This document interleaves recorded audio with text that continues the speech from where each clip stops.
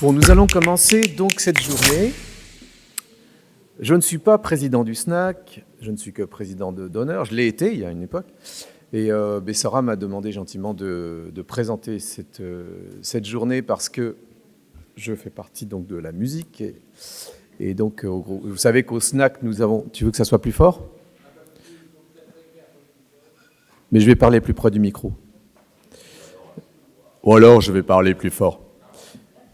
Vous savez que le syndicat national des auteurs et des compositeurs donc, a un certain nombre de groupements, dont le groupement musique et musique contemporaine, musique actuelle, etc. Donc c'est à ce titre-là, en tant que musicien, que je vous accueille ici. Donc merci beaucoup d'être venu à cette journée, qui pour nous est importante. C'est la première fois qu'on organise un événement de ce genre, et je pense qu'il y en aura d'autres. On a pu l'organiser grâce à la CEAM, donc on remercie vivement, qui nous a permis de faire cet événement.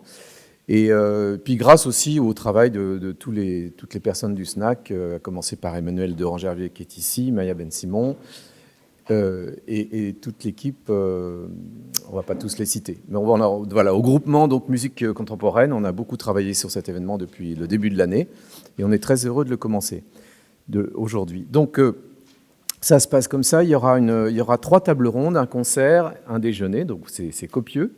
La première table ronde, on va attendre un tout petit peu l'arrivée de 2 personnes qui sont en retard. Je ne sais pas si mais ça ne sera pas très très long. Donc je pense que vous avez tous le programme. Ensuite, vers 11h30, 11h45, on aura un concert avec 2 ensembles, un ensemble à vent et un ensemble de cordes, un quartet à cordes. Quatuor, pardon. Il y aura ensuite un cocktail déjeunatoire, c'est une belle expression pour dire qu'il y aura à manger et à boire. Il y aura ensuite donc une deuxième table ronde que je vais avoir le plaisir de modérer, et ensuite une troisième table ronde, et on finira aux environs de 18h.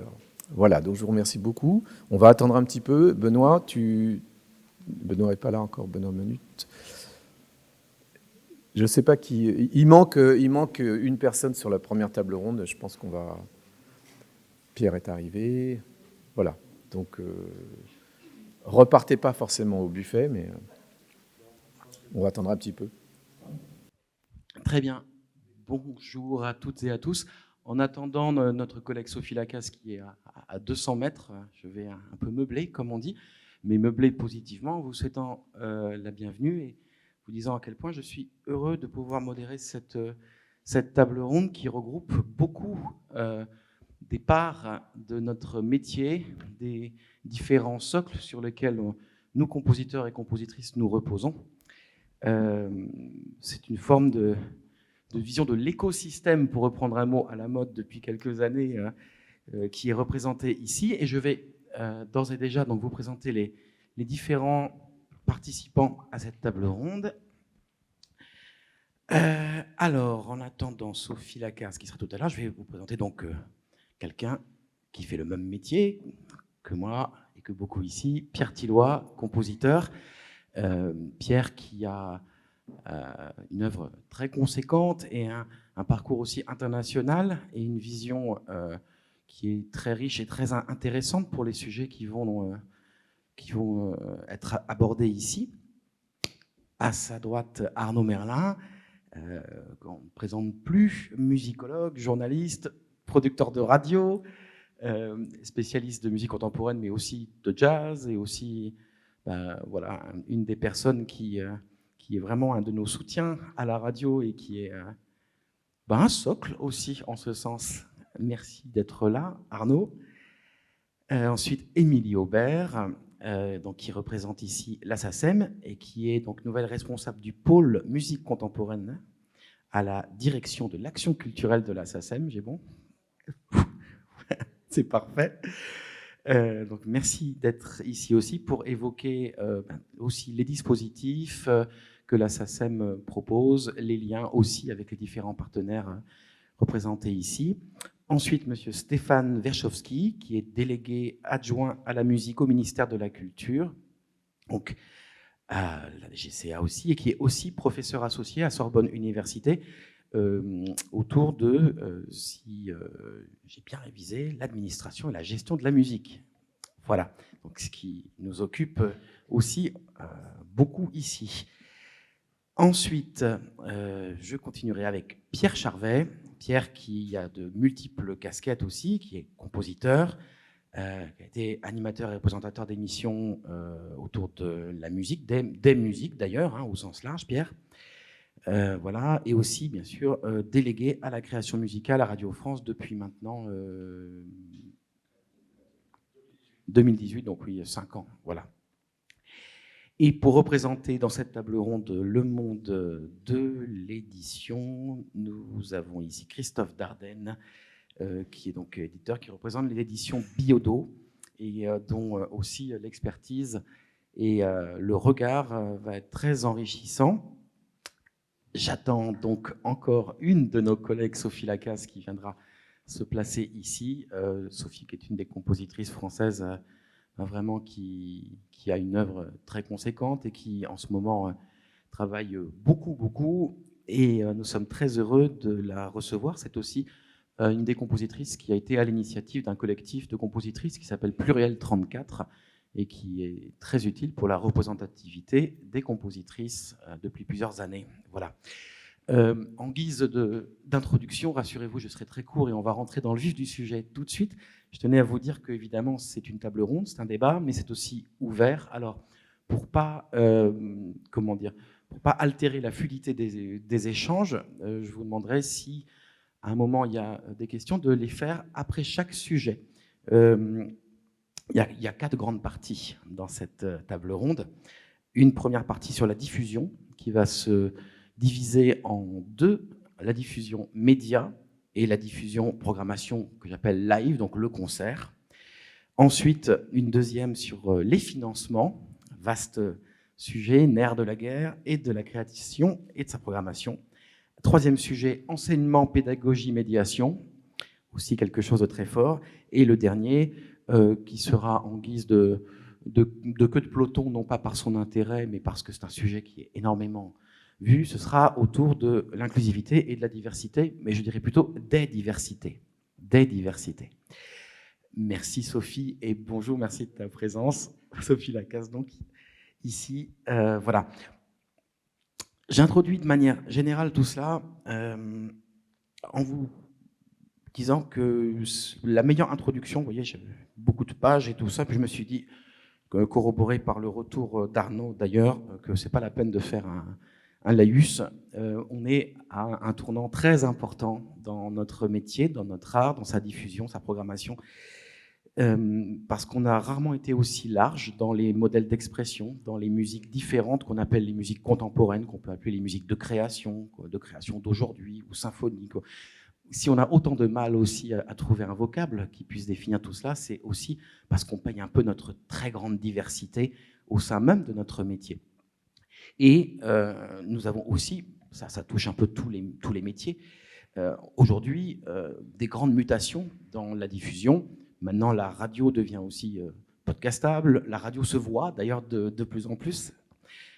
Aussi, nous entrons dans une période un peu de tension, c'est un euphémisme au niveau des crédits publics, l'incitation aussi au partenariat public-privé, la pérennité des dispositifs, voire des ensembles, des orchestres, la vie de musiciens, la vie des compositeurs et des compositrices qui veulent faire ce métier aussi est extrêmement en tension. On cherchait tout à l'heure avec quelques collègues le nombre de nos collègues qui ne vivent que de leur plume, qui n'enseignent pas à côté ou qui ne sont pas interprètes. Voilà, c'est pas très nombreux. Ça aussi, c'est un signe intéressant et fort. Et donc, dans ce monde en mutation permanente, en tension, il est aussi important de pouvoir trouver, si ce n'est des solutions, du moins des actes et des axes sur lesquels on peut vraiment se baser et on peut travailler ensemble. J'ai donc proposé de commencer par la diffusion. C'est un sujet majeur. On entend ici diffusion en tant que diffusion média dans un premier temps, donc radio, télévision, même si pour la musique contemporaine, voilà, autant chercher une aiguille dans une botte de foin. Podcast, web, presse écrite, mais voilà. Je commencerai peut-être en posant une question à Arnaud Merlin. Si le micro est bien ouvert, super. Arnaud, je voudrais juste t'interroger et évoquer avec toi et avec nous quelques mots sur l'évolution de la diffusion de la musique contemporaine dans ton secteur, qui est celui de la radio à France Musique, depuis maintenant 10-15 ans. Tes réflexions sur les évolutions de la diffusion de nos musiques dites contemporaines et sur ces formats et sur ton sentiment sur les possibilités à l'avenir de mieux pouvoir peut-être la promouvoir encore. Merci Benoît, bonjour à toutes et à tous. Oui, il y a deux réflexions peut-être pour commencer. D'abord, en radio, je pense qu'on n'invente jamais rien. On refait des choses qui ont déjà été faites, puis après on les abandonne et on les reprend. Et on est toujours un peu dans l'hésitation entre le saupoudrage et le banquet. C'est-à-dire que, ou bien on en met un petit peu partout, ou bien on regroupe tout dans une case. Et on est toujours un petit peu entre ces deux extrêmes, alors qu'on pourrait faire les deux, saupoudrer et bien manger un soir. C'est vrai que si on prend, il y a un petit peu plus de 15 ans, il y avait un certain nombre d'émissions qui faisaient place à la musique d'aujourd'hui, souvent de manière nocturne. Ça a été vrai aussi pour le jazz, par exemple, pendant très longtemps. C'est plus le cas maintenant. C'est des émissions qui avaient lieu très tard. Aujourd'hui, l'antenne s'arrête plus tôt, donc déjà, on les met moins tard. Mais disons qu'il y avait plusieurs émissions qui étaient dédiées à ces musiques. On n'en entendait pas beaucoup dans le reste de la grille.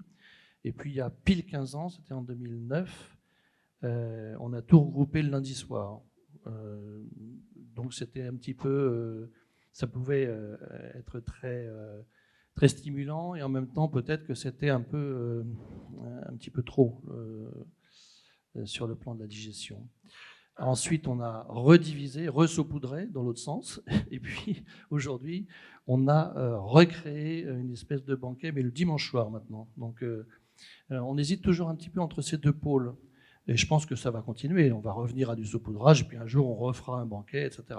Donc, et on n'invente jamais rien, parce que finalement, c'est quoi une émission de radio? C'est ou bien recevoir des invités, ou bien faire de la programmation, ou bien faire du reportage, ou bien faire des émissions élaborées, ou bien faire du concert. Voilà, il y a 4 ou 5 formules, hein, mais sinon, ça ne va pas plus loin que ça. Je pense surtout qu'on est aujourd'hui à l'orée de quelque chose de complètement nouveau, qu'on n'apprend pas encore très bien, et qu'on est dans une période de transition. On a la radio telle qu'on la connaissait il y a 20 ans, il y a 25 ans, il y a 30 ans, a fortiori, et je ne parle pas de la radio qui existait dans les années 70, qui était très écoutée, par exemple France Musique, puisqu'il n'y avait quasiment pas d'autres radios. Enfin, il y avait le service public, et puis le reste, il y avait 2 périphériques. Donc, c'est pas la même histoire. Mais si on regarde un petit peu plus loin dans la perspective historique, des périodes de transition, il y en a eu énormément entre la radio et l'enregistrement, entre la radio et le concert, entre la radio et la télévision. Les nouveaux formats ont énormément révolutionné la façon de parler de musique. La stéréo, la modulation de fréquence, le numérique, enfin, à chaque fois, on est obligé de se réinventer pratiquement tous les 5 ans, si on regarde bien depuis un siècle. C'est quand même assez intéressant. Aujourd'hui, je vois trois révolutions, ou en tout cas évolutions sérieuses. L'apparition des plateformes qui changent vraiment la donne. Et je pense que la Radio France a un coup à jouer, qu'on n'a pas encore complètement joué, mais peut-être que Pierre en parlera plus que moi. Le podcast, évidemment. Et ça dépend, il faut définir ce qu'on entend par podcast, parce qu'aujourd'hui, on a l'impression que tout se mêle un petit peu.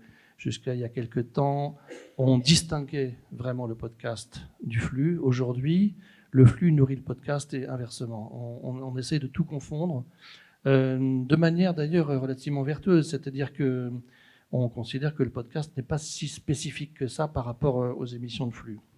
Et ça peut se discuter, mais c'est intéressant. Et puis une troisième évolution, c'est la multiplication des moyens dédiés dans les lieux, que ce soit les institutions, les orchestres, les maisons d'opéra, les ensembles, ce qui fait que la relative baisse d'investissement de la radio publique dans un certain nombre d'endroits pourrait être compensée, je dis pourrait être compensée, par le fait que on a peut-être moins besoin d'aller un peu partout, puisque les institutions elles-mêmes font le travail. Elles sont souvent beaucoup mieux équipées qu'elles ne l'étaient il y a encore 10 ans, 15 ans. Et si elles ont une bonne stratégie de communication, peut-être qu'elles suppléent de manière vertueuse à notre relatif désengagement.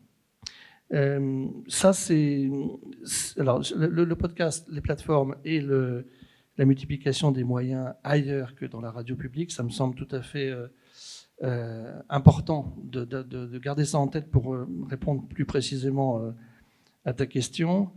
Moi, ce qui me semble difficile aujourd'hui d'appréhender, c'est ce qui va se passer dans le futur, par exemple pour le concert, parce que le format d'un concert, c'est quelque chose de très spécifique, et c'est pas un format radiophonique à l'origine.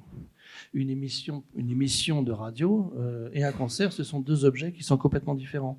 Les musiciens jouent pour le public, par exemple quand on est à la radio, à la maison de la radio, je veux dire, et ils n'ont pas forcément toujours conscience qu'ils jouent pour l'antenne, où il y a 100 fois plus même peut-être 150 fois plus de spectateurs, enfin d'auditeurs. Donc la façon d'appréhender le format concert, je pense que c'est une réflexion qu'on devrait reposer d'une manière un peu plus stratégique. Il y a aussi la question du podcast par rapport à ce qu'on entend aujourd'hui, je trouve, par rapport à un modèle France Culture, par exemple. Sur France Musique, on est beaucoup dans l'apprentissage type petite histoire de la musique, petite histoire des compositeurs, etc. etc. Et je pense qu'on n'a pas encore franchi le cap du podcast vraiment créatif. Et ça, je pense que c'est un chantier pour l'avenir et qu'il ne faut pas mélanger avec ce qui se passe sur le flux. Parce que le flux radiophonique, aujourd'hui, il fonctionne. On est souvent comme ça, les gens qui sont un petit peu âgés, ce qui est quand même l'auditoire de France Musique, âge médian 64 ans, l'auditeur de France Musique, il faut avoir ça en tête, pense que la radio, c'était comme ci, c'était comme ça avant, parfois c'était mieux avant, on entend ça très souvent. C'est vrai, c'est pas vrai, ça dépend des émissions. Moi, je travaille beaucoup sur les archives, j'entends des trucs totalement pourris dans les années 70 et 80, et puis j'entends des choses formidables. Donc, il n'y a pas de généralité à faire. Je pense qu'effectivement, on peut remiser sur le podcast pour des choses plus élaborées, comme le fait encore aujourd'hui. On n'en a encore vraiment qu'au début, qu'à l'oreille.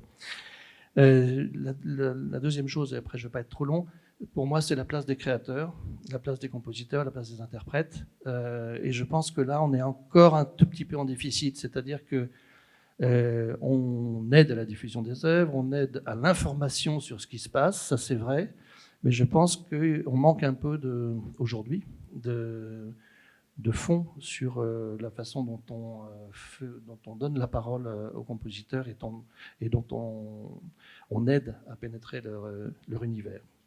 Et puis,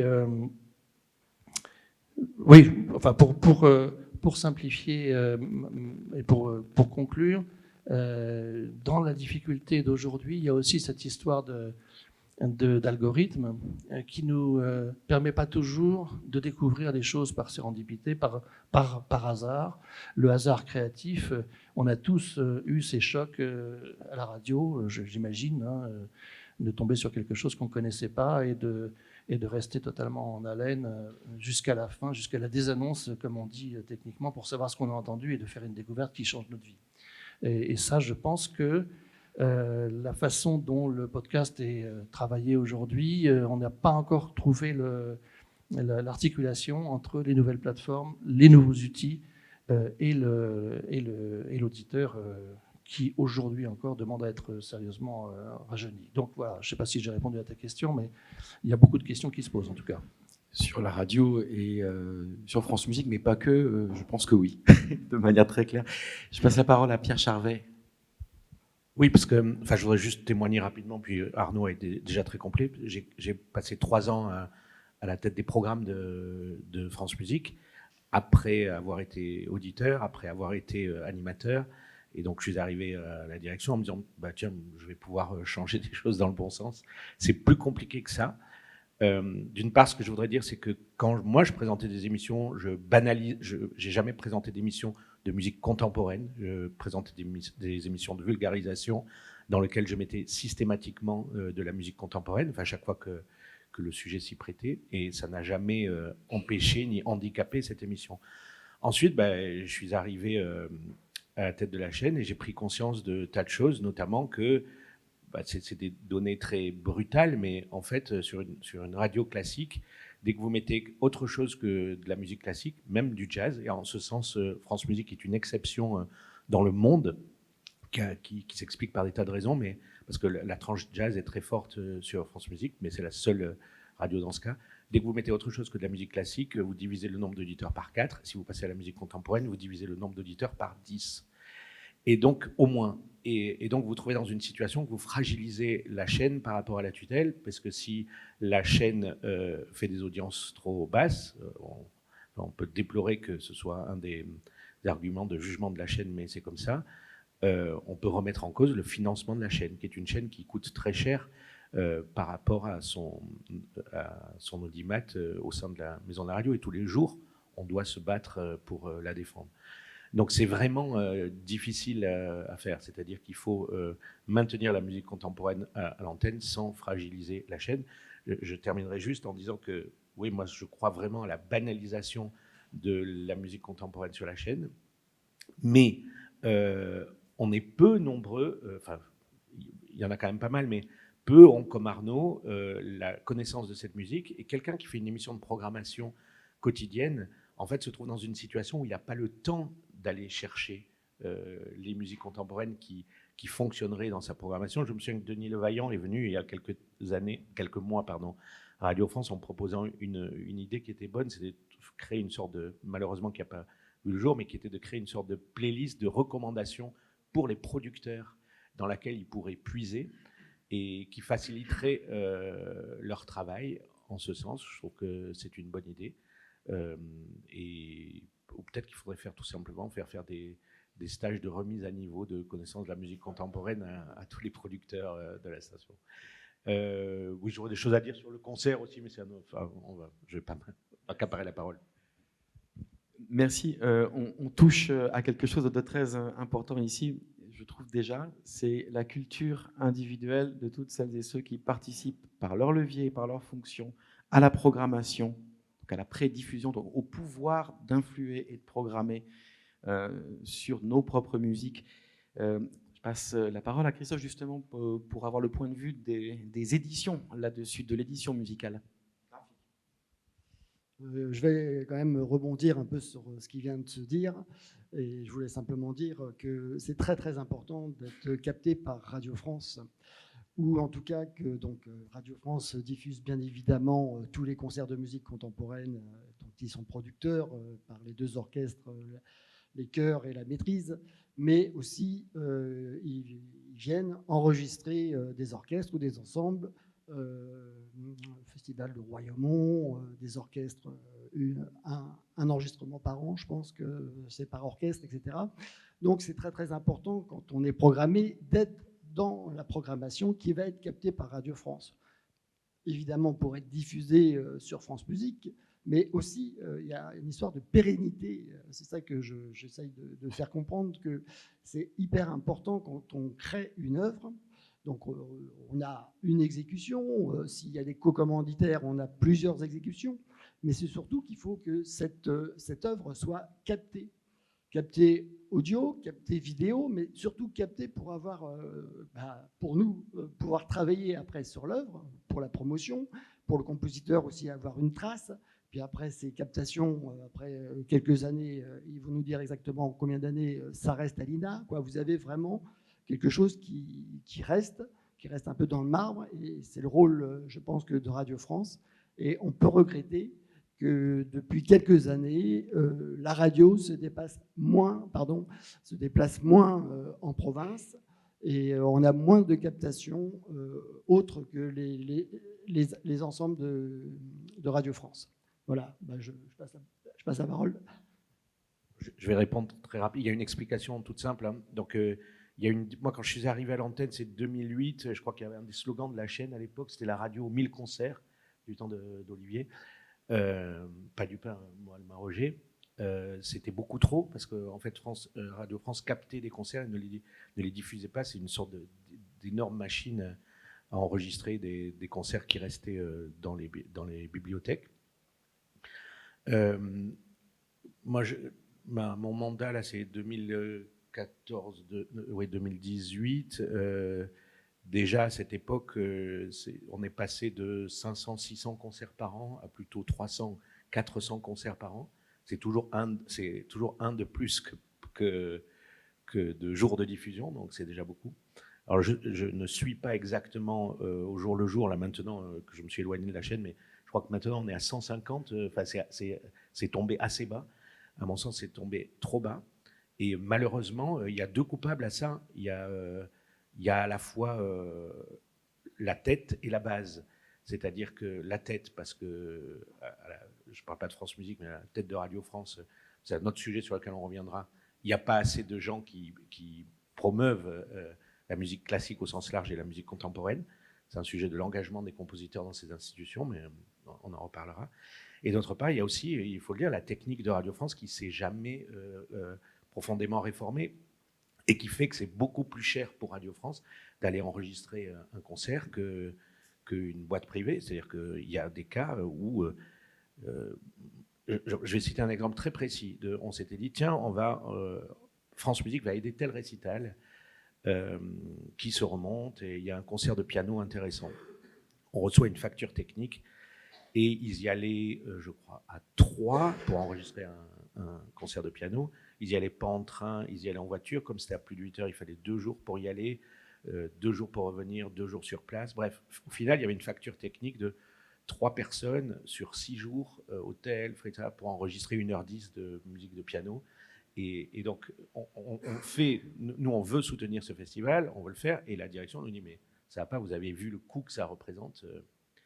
Voilà. Donc, on se retrouve à ces blocages-là, qui sont en train de changer, mais de changer trop lentement. Évidemment, on ne réglera pas et on ne posera pas toutes les questions-réponses ici. Je vous rappelle qu'il y a aussi 2 autres tables rondes qui aborderont sous d'autres angles les mêmes sujets. Là, on est aussi dans une vision de constat. Je crois que c'est très intéressant de mieux comprendre la mécanique interne aussi de tous ces dispositifs de diffusion, d'édition, de programmation, que ce soit État ou autre aussi, mais aussi de comprendre comment aujourd'hui, par tous ces glissements-là, ils se positionnent et comment ils doivent s'adapter. Je vais aussi passer la parole à mes collègues là-dessus. Tout d'abord, bien comprendre qu'on n'est pas là non plus pour dire, voilà, enfin, je pense, on lève la main et ça ne va pas bien, ça ne va pas bien. On sait très bien qu'il y a un golem énorme, une statue du commandeur inatteignable, c'est la télévision. Voilà, je rappellerai juste qu'il y a une chaîne qui a été créée en 2021, en février, si mon souvenir est bon, qui s'appelle Culture Box, qui est donc sur le canal 14, si mon souvenir est bon, et qui, dans ses statuts et dans la communication qu'elle a faite, indiquait qu'elle est là pour soutenir la création musicale française. Voilà, en tout et pour tout, parce qu'il est quasi impossible de trouver des chiffres précis, mais je pense qu'on peut dire que s'il y a eu 2-3 heures de musique contemporaine de passé, ça serait déjà extraordinaire. Voilà. Donc ça pose de vrais problèmes. Et je rebondis juste, avant de passer la parole à Sophie, sur les points de vue des collègues justement sur cette diffusion-là et de retour d'expérience. Juste dire qu'il y a vraiment une forme de mur que nos collègues se prennent là-dessus. Le serpent se mord la queue souvent. On doit nous connaître. Pour nous connaître, il faut être diffusé. Pour diffuser, il faudrait qu'on nous connaisse. Et je pense qu'il y a aussi des bons rapports. On est dans un monde social intéressant à avoir aussi avec les diffuseurs, faire montre de pédagogie, comme tu le dis, aller vers eux par leur rentrée dans l'art, parce que ce n'est pas forcément la meilleure manière de pouvoir entamer un débat, de nous faire connaître à l'intérieur, de nous diffuser, d'entretenir des relations qui permettent de pouvoir peut-être faire en sorte que ces personnes-là aient un intérêt pour nous et pour ce qu'on fait, peut-être. Sophie, toi qui avait qui a beaucoup écrit, qui aujourd'hui ne vit plus que de ta plume. Voilà. Ben, tu fais partie de ce petit groupe. Je voulais ton avis, puis ensuite peut-être celui de Pierre, sur la diffusion, sur vos expériences, sur la diffusion des œuvres, sur aussi peut-être, sans rentrer dans des chiffres, mais la part qu'a la diffusion dans les recettes d'un compositeur, d'une compositrice, l'importance que ça peut avoir aussi dans le faire savoir, dans la diffusion, dans la communication, comme on dit maintenant. Bonjour. Alors pour la diffusion, c'est très compliqué. Moi, en plus, je fais partie d'aucun réseau, etc. Donc, j'étais très peu connue pendant pas mal de temps. Donc, j'ai appris à me débrouiller un peu toute seule, en fait. Et c'est vrai que quand on est diffusé sur France Musique, c'est assez génial. D'autant plus que certaines émissions restent en ligne assez longtemps, parce qu'il y a effectivement le moment de la diffusion, comme pour un concert. La radio c'est N fois plus, vu qu'il y a beaucoup plus d'auditeurs, évidemment. Mais pour nous, surtout avec le développement d'Internet, je pense que le fait que ça reste, c'est hyper important. Par exemple, j'ai une création mondiale de 2014 qui est toujours en ligne, il me semble, en tout cas. L'an dernier, elle y était. Anna Labrévé à l'époque, pardon, Anna Labrévé. Bah, c'est super bien parce que quand il y a un orchestre qui me demande qu'est-ce que vous avez écrit, je les branche sur France Musique et voilà quoi. Et là, j'ai une pièce qui a été jouée, elle n'a jamais été jouée en France, par la BBC l'an dernier. Elle est restée en ligne juste 1 mois et j'avais pas les droits de l'utiliser, donc ça c'était un peu compliqué. Voilà. Et là, elle a été jouée au Luxembourg, je l'ai retrouvée sur une radio allemande. Donc pour l'instant, c'est chouette, on peut l'écouter. Donc s'il y a des gens qui me demandent, écoutez-la, il n'y a pas de souci, je donne le lien. Mais je ne sais pas combien de temps. Donc c'est hyper important pour nous d'avoir une trace et de pouvoir répondre aux demandes des gens, ou alors qu'on nous découvre. Moi, j'ai pris l'option de faire une chaîne YouTube, et dès que je peux mettre des choses dessus, je la mets. Et en fait, ça marche. Voilà. Donc rester, il faut vraiment que ça reste. Il faut qu'il y ait des bons enregistrements, des bonnes vidéos si possible, et que ça reste sur Internet. Mais c'est vrai que bon, c'est moins bien que le concert à cause de la qualité sonore, etc. Mais on peut quand même, avec de bonnes qualités d'enregistrement et de bonnes enceintes, ça donne quand même pas mal. Donc voilà, je crois beaucoup. Il faut effectivement, comme tu le disais, pour être joué, il faut être médiatisé, et c'est un truc sans fin, quoi. Voilà.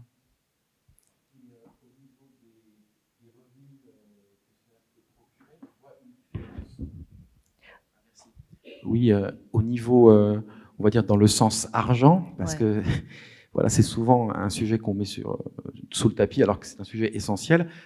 Tu vois une différence entre ces diffusions-là, enfin sur tes relevés? Oui, alors les grandes chaînes nationales comme France Musique, France Culture, etc. Là, c'est super. C'est vrai qu'on gagne quand même un peu d'argent grâce à la SACEM, voilà. Mais par contre, j'étais pas mal diffusée parce que j'habite en province en fait, sur des petites radios locales. Et là, il y a un souci, mais on en parlait régulièrement dans les commissions. Ces droits-là ne sont pas répartis ou ils ne sont pas collectés. Enfin, je ne sais plus comment ça marche. Mais ils ne sont pas répartis. Ouais. En fait, ils sont collectés, c'est juste que ces radios-là n'ont pas les économies, enfin l'écosystème économique suffisant pour permettre ensuite une répartition très fine de chaque droit et de chaque titre qui est diffusé. C'est ça. Et de toute façon, vu les sommes qu'ils payent annuellement, je crois que c'est peut-être 80 € ou quelque chose comme ça, ça représente des centimes pour chaque œuvre diffusée en fait. Ouais, c'est ça. Ouais. Donc les radios locales, c'est bien pour la diffusion locale, c'est important, mais c'est vrai que ça rapporte rien du tout. On voit que ça, c'est le cas de tous les répertoires. Hein. Vous avez vu que l'actualité nous amène à peut-être cette fameuse taxe qui passera aussi sur l'écoute, sur le web, sur le streaming. Je pense que, évidemment, nos métiers sont extrêmement tendus sur le plan de la diffusion. Le peu de diffusion qu'on a de plus en plus se décentralise ailleurs, sur du podcast, sur du web, sur tout ça, où ça ne rapporte aussi rien du tout. Moins, rien du tout. Carrément rien. Voilà. Des centimes de temps en temps. C'est un vrai problème. Ouais. Tu veux continuer sur ce sujet ? Je sais pas, tu me posais d'autres questions ? Non. J'aurais voulu avoir aussi la vision de Pierre Tilloy là-dessus, comme on a un deuxième collègue compositeur. Pierre, toi, tu as aussi beaucoup travaillé à l'international.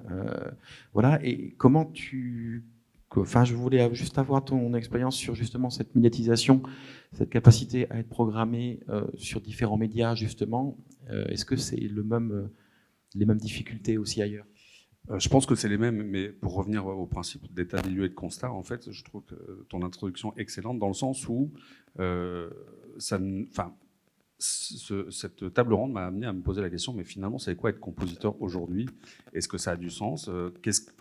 On est toujours de dire, il ne faut pas aller agresser les institutions dont vous êtes beaucoup ici, et c'est très très juste, et je pense qu'on devrait beaucoup travailler sur la pédagogie de la relation humaine, c'est-à-dire replacer le compositeur dans un cadre de société, c'est-à-dire qu'est-ce qu'il fait dans cette société du XXIe siècle ? Est-ce qu'il y a, je vais dire un truc aberrant, mais est-ce que ça a un sens ? Et s'il y a un sens, comment on l'assume ? Et étant quelqu'un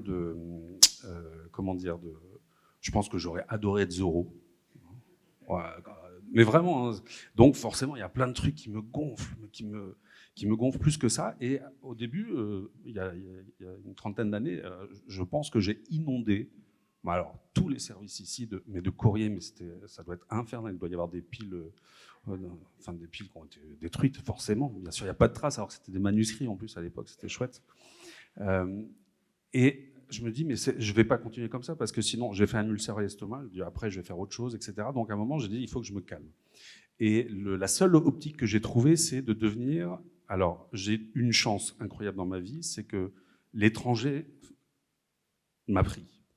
Et la deuxième, c'est que finalement, je ne pensais pas, étant jeune, que la philosophie me toucherait un jour, mais je pense que je suis devenu un compositeur philosophe. C'est-à-dire que je ne peux pas me battre contre des machines, contre des majors, contre des systèmes, contre une administration qui devient, mais en France, j'en suis arrivé à un point où je préfère ne rien faire, que plutôt écrire de la musique et voyager, que d'essayer de lutter contre des espèces de monstres qui nous oppressent, je pense aussi bien en tant qu'artiste qu'en tant qu'administration. On demande des résultats qui sont... On parle beaucoup là dans les médias, si vous lisez les grands titres, on parle beaucoup d'une espèce de crise totale de l'administration, mais en fait, c'est pas que l'administration, c'est nous qui la faisons. On a fait un millefeuille tellement puissant qu'on sait plus ce qu'il faut remplir, ce qu'il faut pas remplir, ce qu'il faut faire, etc. Donc, plutôt que de courir après tout ça, en fait, je me suis dit, c'est là où ça devient complètement utopique et philosophique. Je me dis, c'est quoi le système? Je ne veux pas regarder à chaque fois ma fiche SACEM pour savoir si tel concert a été répertorié, combien j'ai touché, si c'est pas passé à la radio, si je ne suis pas passé à la radio. Ça ne peut pas passer à la radio, je ne suis pas enregistré en France. Donc, j'ai arrêté, je me suis calmé et je me suis concentré sur mon idéal de compositeur. Et en fait, alors bien sûr, des fois, je suis ulcéré parce que j'ai dit, purée, en fait, en France, on a un gros problème, on est des hyper jaloux. On est jaloux de tout. Dès qu'il y a quelqu'un qui marche, on le jalouse. Dès qu'il y a un truc, on dit « Ah, c'est super, on le félicite. » Purée, pourquoi pas moi? Enfin bref, c'est infernal. Et à l'étranger, j'ai remarqué un truc vachement intéressant, c'est que quand vous réussissez, on dit « Waouh, c'est bravo, on vous admire. » Alors c'est moins rémunérateur, mais parce que forcément, il faut accepter le système de l'étranger. Donc, j'ai fini par accepter, parce qu'au début à l'étranger c'était dur parce que je voulais faire le français à l'étranger, alors le truc le plus débile qui existe. Donc je voulais avoir des tarifs de commande selon la grille qui n'a jamais été réactualisée, je crois, depuis 2003, des commandes d'État à l'époque. Alors je ne sais pas si c'était réactualisé au fond, en même temps. Donc je prenais cette grille et les gens me regardaient en disant « Waouh, ils payent ça en France ?»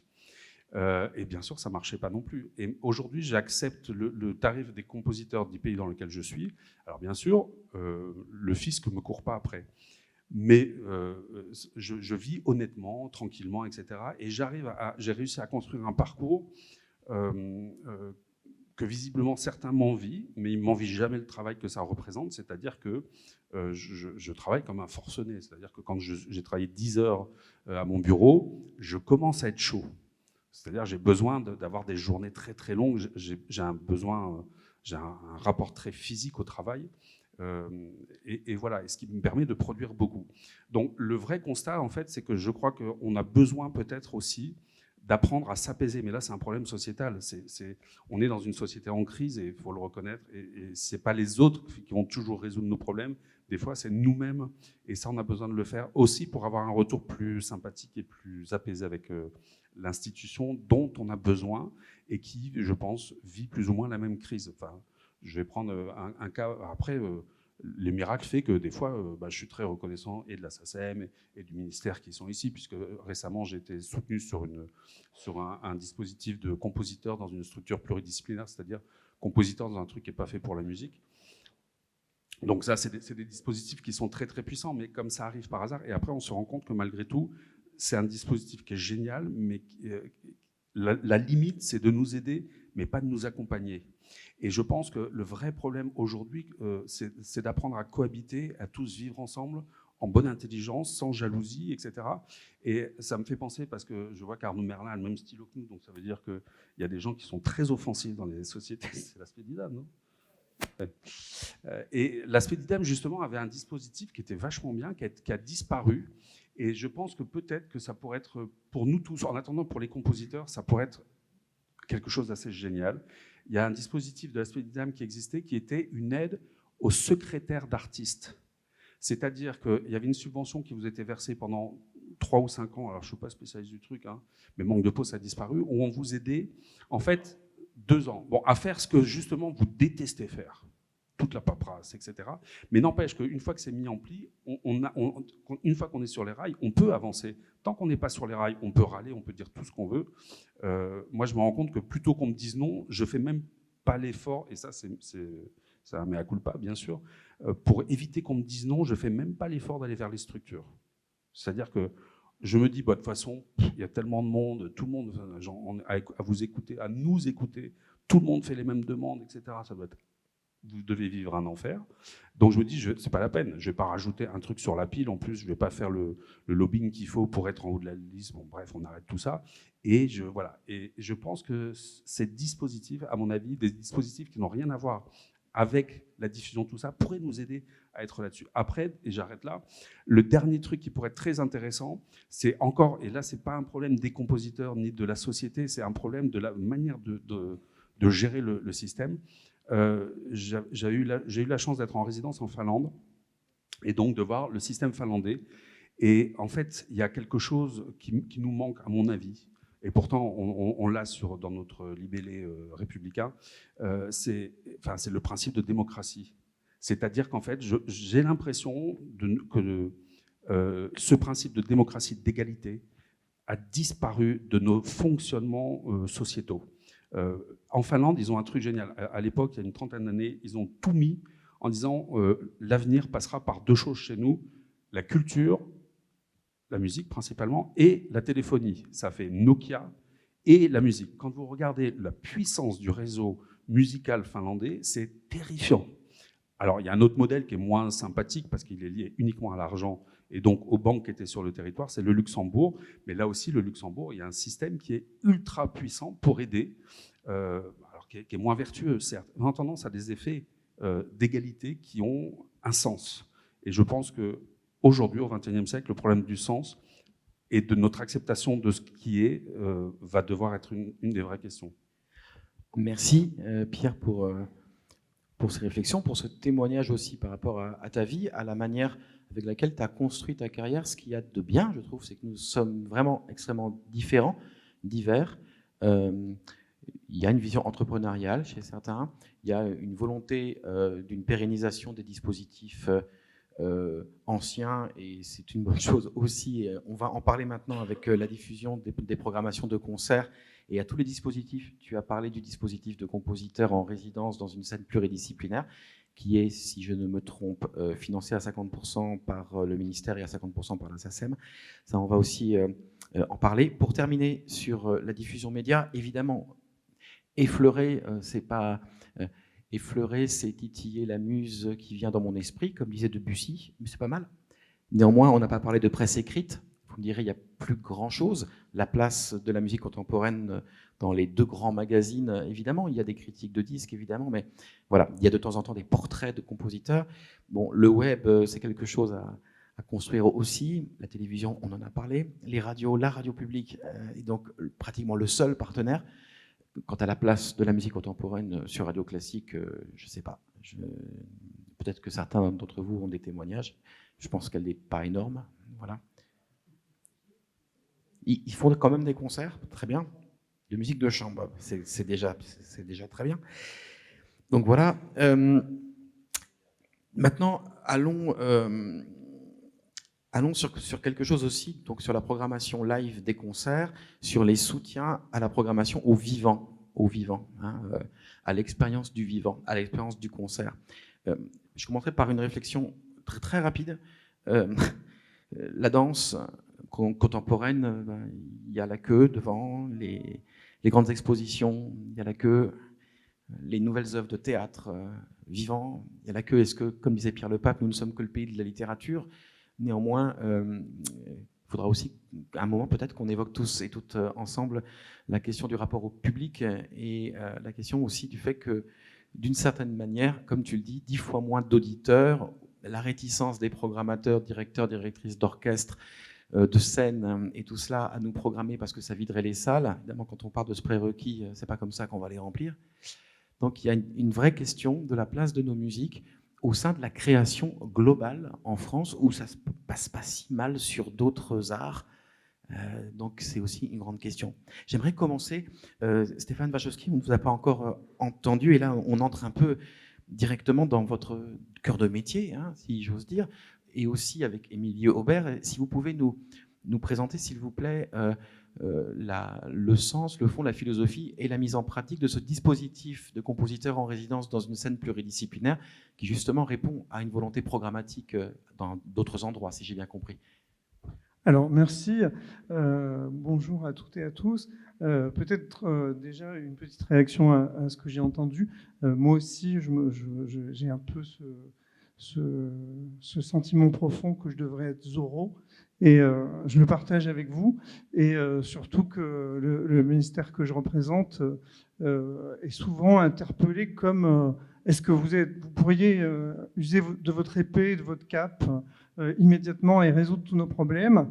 Évidemment, c'est quand même une des missions du ministère de la Culture, c'est une espèce de mission de régulation d'un secteur culturel, de voir comment on peut le faire travailler avec toutes ces composantes, toutes ces filières, du mieux possible, avec toutes les contraintes qu'Arnaud, Pierre indiquaient sur la question de l'audiovisuel public, la question de l'édition, la place des compositeurs, etc. Donc évidemment, tout ça est pris en compte dans l'élaboration des politiques publiques du ministère de la Culture, et notamment des politiques pour la création. Dans les politiques pour la création, moi je travaille dans une direction qui s'appelle la Direction générale de la création artistique, c'est notre travail au quotidien, et évidemment il y a la place de la musique de création et des musiques de création, je préfère dire, puisqu'il s'agit de toutes les musiques dont on essaye d'assurer la vie, la promotion et la richesse des différents acteurs qui composent les filières musicales, puisqu'on peut presque parler de différentes filières. Sur la place des compositeurs, évidemment, ce qui est important, c'est de se dire que c'est un sujet de fond pour le ministère de la Culture. La place des compositeurs, mais surtout la place des musiques qui sont créées aujourd'hui, pour faire plus large, plus générique, et de se dire comment les gens qui créent ces musiques, les gens qui les interprètent, les gens qui participent à leur construction, à leur diffusion, à leur production, assurent un fonctionnement correct de chacun de ces acteurs pour une présence de la création sur les scènes que vous évoquez. Donc évidemment, l'action du ministère, elle est très large en ce qui concerne les compositeurs. Vous citez ce dispositif sur lequel on va revenir avec Émilie, qui est un dispositif auquel on croit beaucoup, et d'ailleurs que les compositeurs qui ont pu en bénéficier assurent la promotion de ce dispositif avec nous. Mais évidemment, le ministère, il agit aussi par son dispositif des aides à l'écriture d'une œuvre originale. Il assure la présence de la musique contemporaine grâce à des établissements qui lui sont consacrés, qui s'appellent les Centres nationaux de création musicale. Il a des opérateurs qui lui permettent de travailler sur la diffusion et la création de la musique contemporaine, comme le Centre national de la musique et la Maison de la musique contemporaine, etc., etc. Vous voyez, c'est une politique assez complexe en direction de la création qui ne se limite pas à des petites choses par-ci, par-là, mais au contraire, une action qui essaie de tisser quelque chose de long et durable. Vous citiez tout à l'heure la place de la création dans les structures de diffusion symphonique, dans les maisons d'opéra, etc., etc., et dans les lieux pluridisciplinaires, puisqu'on y arrive. Comment on travaille toutes ces questions, et en ce moment, c'est des chantiers qui sont à l'œuvre et de façon assez puissante au ministère de la Culture. Vous avez certainement entendu parler d'un plan de la ministre de la Culture qui s'appelle « Mieux produire, mieux diffuser », qui est en train d'être décliné dans des concertations assez importantes avec le secteur professionnel. Et dans ce plan, justement, il y a cette question-là. Il y a comment est-ce qu'aujourd'hui, on collabore mieux pour faire une place plus importante à la musique de création dans tous les lieux de diffusion.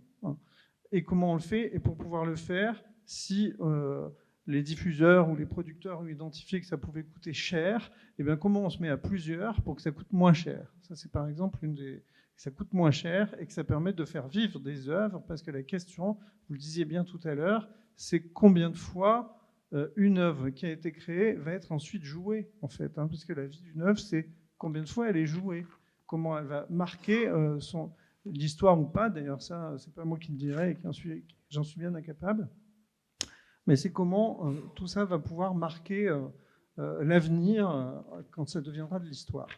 Alors, pour venir plus précisément à votre question, Benoît, et on va faire ça à deux voix avec Émilie, le dispositif dont on voulait parler un petit peu plus précisément ici, c'est ce dispositif qui s'appelle DGCA-SACEM, puisqu'il est financé par les deux partenaires. À un moment donné, il y a même eu une petite intervention de la SACD qui est venue à un moment et qui ne restera pas forcément.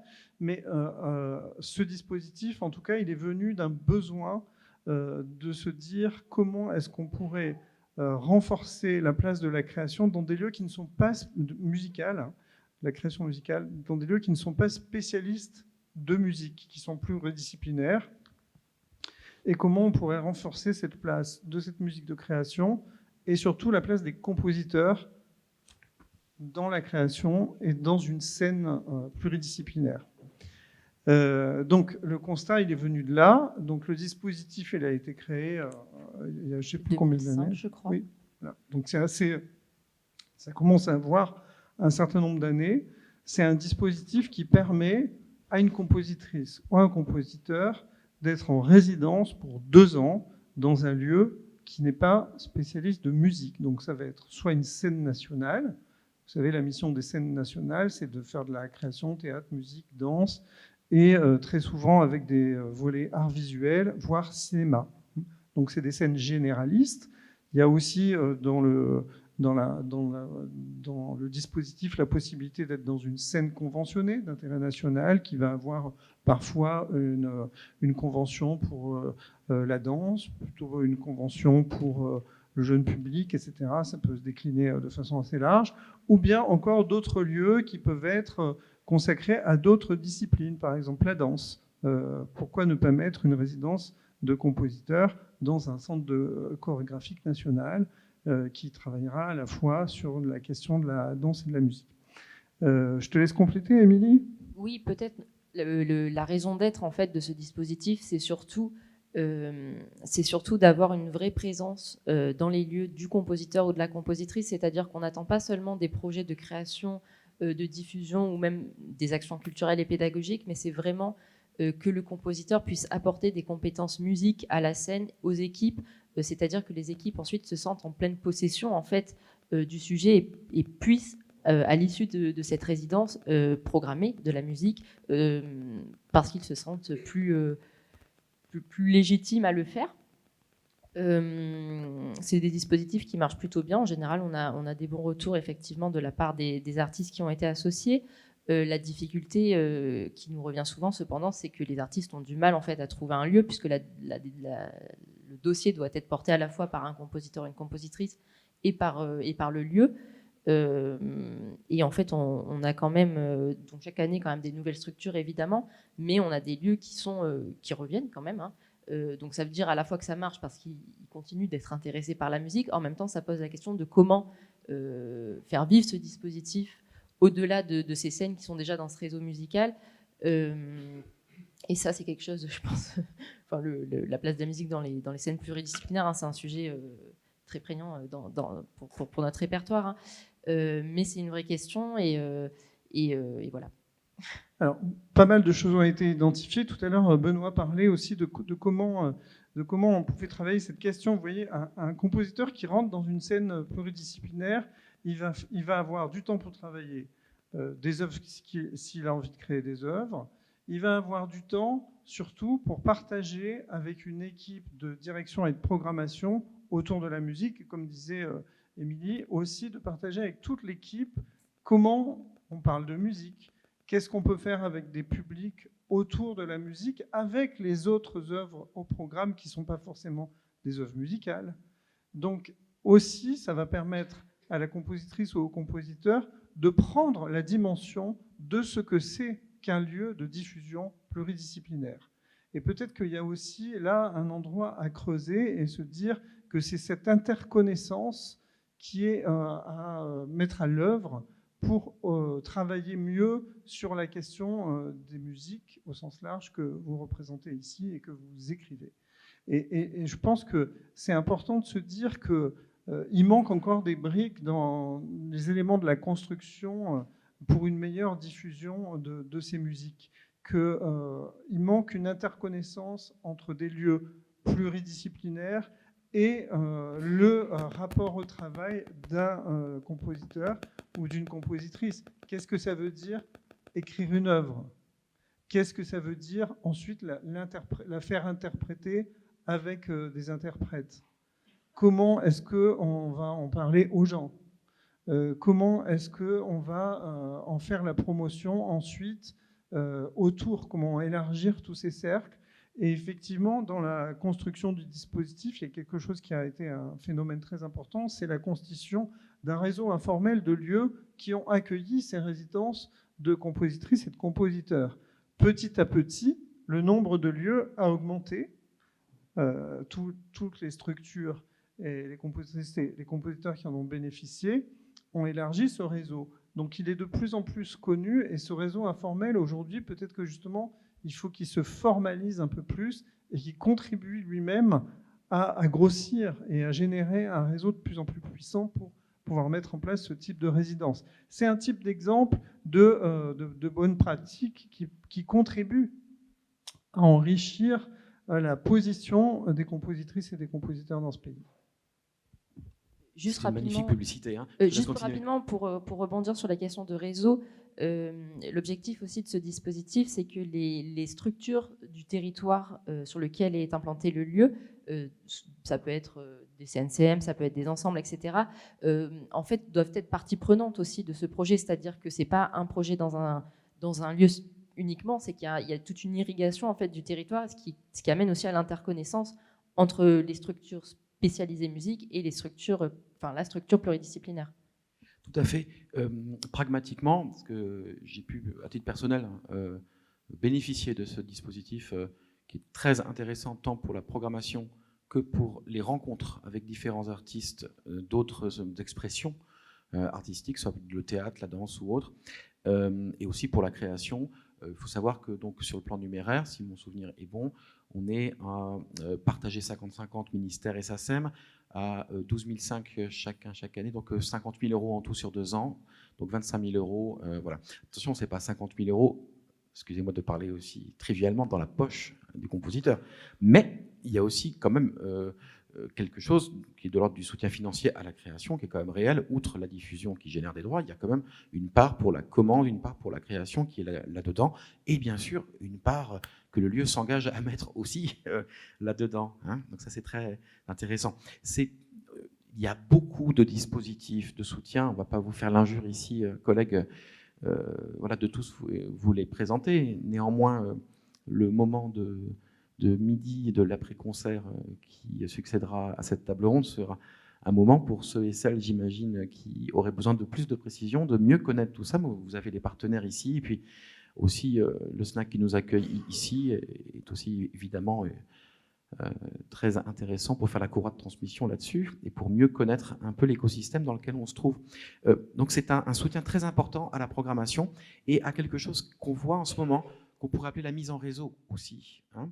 On met les orchestres en réseau, des opéras en réseau, des partenaires. C'est aussi un moyen de, je pense, sans réduire du tout, au contraire, ce dispositif de faire face aussi à la réduction des budgets et à une tension budgétaire qui est réelle.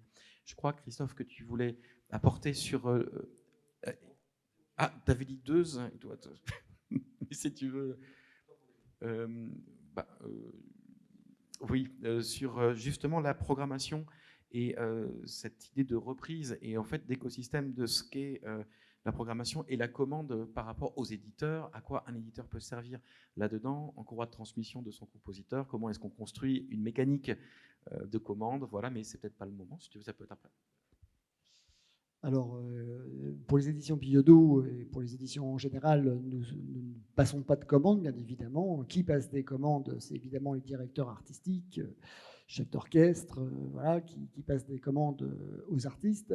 Nous intervenons pour trouver le financement qui ne serait pas initialement prévu vis-à-vis du compositeur, c'est-à-dire qu'on trouve des co-commanditaires. On a beaucoup de travail et de demandes là-dessus. Donc, et pour nous, c'est très intéressant d'avoir des co-commanditaires. Ça veut dire que déjà, l'œuvre sera reprise. Alors, comment on fait? On a évidemment des réseaux, puisqu'on parle de ça, des réseaux de chefs d'orchestre, des réseaux d'interprètes. On a des directeurs de collection qui sont évidemment très efficaces pour ça. Là-dessus, je voudrais aussi rebondir par rapport à la place du compositeur. Moi, j'ai commencé il y a 40 ans ma carrière et je travaillais pour Maurice Ohana, Serge Nig, Louis Saguer, Claude Arieux. Donc, il y avait le statut du compositeur qui est quand même qui était bien différent à l'époque, et la relation entre le compositeur et la relation compositeur-éditeur, le compositeur avec les orchestres était quand même très différent. Là, maintenant, je dois dire que les compositeurs nous demandent beaucoup plus de choses et nous devons nous adapter à ça. C'est-à-dire qu'on travaille en amont de leur écriture. C'est-à-dire que nous, on souhaite vraiment travailler avec eux pour ce qui est de la commande. Donc, tout simplement, pas plus tard que le mois dernier, j'avais une compositrice qui avait une commande d'un opéra et on lui demandait de céder ses droits dans cette commande. Donc, voilà, ça pose un problème parce que si elle cède ses droits à l'éditeur, elle ne peut pas le céder au commanditaire. Donc, on fait très attention au contrat de commande pour qu'il soit compatible avec notre contrat de cession. Donc, on travaille des fois 1 an, voire 2 ans avant l'écriture. Là, pour l'histoire d'un ballet qui aura lieu en l'automne 26, on travaille déjà sur la commande du compositeur, tout simplement parce que pour faire un ballet, il faut évidemment écrire l'œuvre et il faut enregistrer l'œuvre pour que le chorégraphe puisse travailler dessus. Donc, ça sera enregistré à l'automne 25 et pendant 1 an, le chorégraphe va travailler dessus et on sera donc après, il va pouvoir travailler dessus et les représentations auront lieu à l'automne 26. Voilà. Pendant que j'ai la parole, je voudrais simplement dire, puisque tout le monde a donné exactement le nombre de concerts à la radio, les dispositifs d'aide, etc., vous pouvez vous demander quand même qu'est-ce que fait un éditeur avec la musique contemporaine. Parce que nous sommes à peu près le seul acteur privé dans cette chaîne de la création. Et qu'est-ce que fait un acteur privé vraiment entouré de fonds publics, hein, si je peux m'exprimer un peu ainsi. Alors moi aussi, je me suis posé des questions, pas métaphysiques, mais un peu comptables. Et je me suis dit, qu'est-ce qu'on a fait par exemple en 2022 ? Et en 2022, on a travaillé avec 18 compositeurs, en fait 15 compositeurs et 3 compositrices qui ont écrit et on a publié 43 œuvres. Voilà, 43 œuvres en 2022. 76% de ces œuvres ont été créées en France, 14 en Europe, 10 aux États-Unis. Dans ces 43 œuvres, on a un réseau de distribution qui est différent. Pour la musique de chambre, par exemple, ce sont la distribution des partitions en vente. Donc, 25 de ces partitions en vente ont été distribuées dans nos 35 pays de distribution. Ça veut dire que quand vous êtes édité par les éditions Billaudot, vous faites par exemple une pièce pour flûte et piano, et vous avez, dès que la partition est parue, c'est chez Muramatsu au Japon et c'est chez Flute World aux États-Unis. On a un réseau de distribution comme ça. Voilà. Et si vous avez bien compté, il reste 18 œuvres en location. Ces 18 œuvres en location, on va s'y arrêter un petit peu et on va parler argent. Voilà, je sais que c'est très, très malvenu de parler argent, mais un secteur privé, ça parle argent, je suis désolé. Donc, ces 18 partitions en location, si on prend uniquement le montant de la gravure et de l'impression, parce que c'est exactement ce que nous demande le CNM, le Centre national de la musique, pour déposer des dossiers d'aide à la gravure. Si on prend donc uniquement ces données-là, je vais être très très clair avec vous, on a mis 180 000 € de gravure et de frais d'impression pour ces partitions-là. Et si on fait ce camembert de 180 000 €, et ben, si on recouvre ce que ça a coûté, et ben on a eu donc 10% de droits sur ces œuvres, 19% de frais de location, hein, c'est-à-dire qu'on loue les œuvres aux orchestres, ça a fait à peu près 19%. Il y a eu une année exceptionnelle parce que le CNM, à l'époque, nous a bien aidés, ça a diminué en 2023 et en 2024, on nous annonce vraiment encore des réductions, mais il y avait 45% d'aide, donc il y avait 26% de coûts qui restent à la charge des éditions Billaudot uniquement pour les frais de gravure et d'impression. Donc si on veut atteindre ce qu'on appelle un seuil de rentabilité, hein, comme dans toute bonne entreprise qui sont bien gérées, j'ai calculé qu'une œuvre doit être jouée à peu près 20 fois. 20 fois pour dire qu'à partir de 20 exécutions, l'œuvre est à peu près, entre guillemets, rentable. Ce sont des chiffres qui peuvent interroger, mais en tout cas qui sont très importantes à entendre.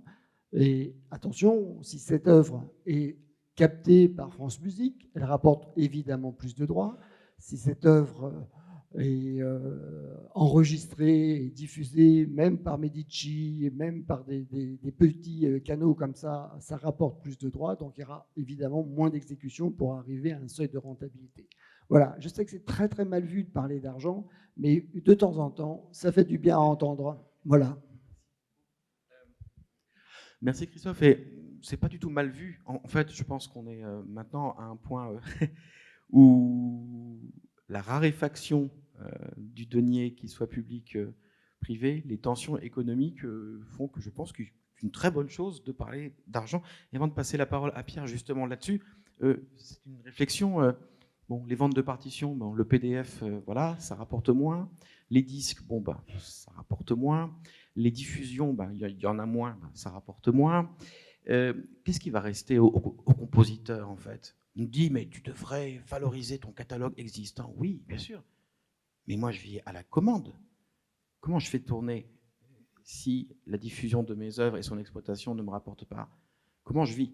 Donc, beaucoup de nos collègues sont dans la tension de l'écriture permanente aussi. On dit qu'il faut prendre du temps, on dit qu'il faut réfléchir, qu'il faut se poser, oui. Mais c'est aussi un modèle économique qui crée une tension chez beaucoup de nos collègues qui doivent trouver des projets, qui doivent les faire. On n'est pas très loin, au fond, de ce qu'on pouvait avoir au XVIIIe siècle aussi, sur le fait de vivre, et au XIXe, complètement, en fait, de l'écriture permanente. Voilà, cette petite pensée, avant de repasser la parole à Pierre là-dessus. Oui, ce que tu dis, l'injonction à la création. Moi-même, je le vois, on commande des œuvres, et puis je vois des compositeurs qui me disent « mais vous ne voudriez pas jouer plutôt cette œuvre que j'ai déjà écrite ?» Et je suis d'accord avec eux, mais j'ai face à moi des solistes, des orchestres qui disent « non, nous, on veut cocher la case création ». Et ça pose la question de la reprise aussi, mais c'est pas de ça dont je voulais parler, parce qu'il y a une chose que je voudrais dire ce matin, qui sous-tend un peu tous nos problèmes, et c'est ce que tu disais du rapport du compositeur à l'institution. En fait, c'est le rapport, là cette fois je ne parle pas au nom de Radio France, mais en tant que compositeur, de notre rapport au pouvoir et au pouvoir décisionnaire. Je suis toujours effaré de voir que la danse, les centres chorégraphiques sont dirigés par des danseurs, par des chorégraphes, les théâtres par des metteurs en scène, par des acteurs, par des auteurs, les centres de littérature aussi, généralement par des auteurs. Et il n'y a que nous, musiciens, qui en permanence devons faire face à des gens qui ne sont pas musiciens et qui expliquent qu'ils savent mieux que nous ce qui est bon pour nous. C'est vraiment très très étonnant. Je ne demandais pas d'applaudissements. Je pense qu'il y a des tas de raisons à ça, des raisons historiques. Je pense aussi que fondamentalement, les gens pensent que nous manipulons un langage qui ne véhicule pas de sens, donc que nous sommes incapables de penser, donc de structurer une pensée et donc de structurer une politique.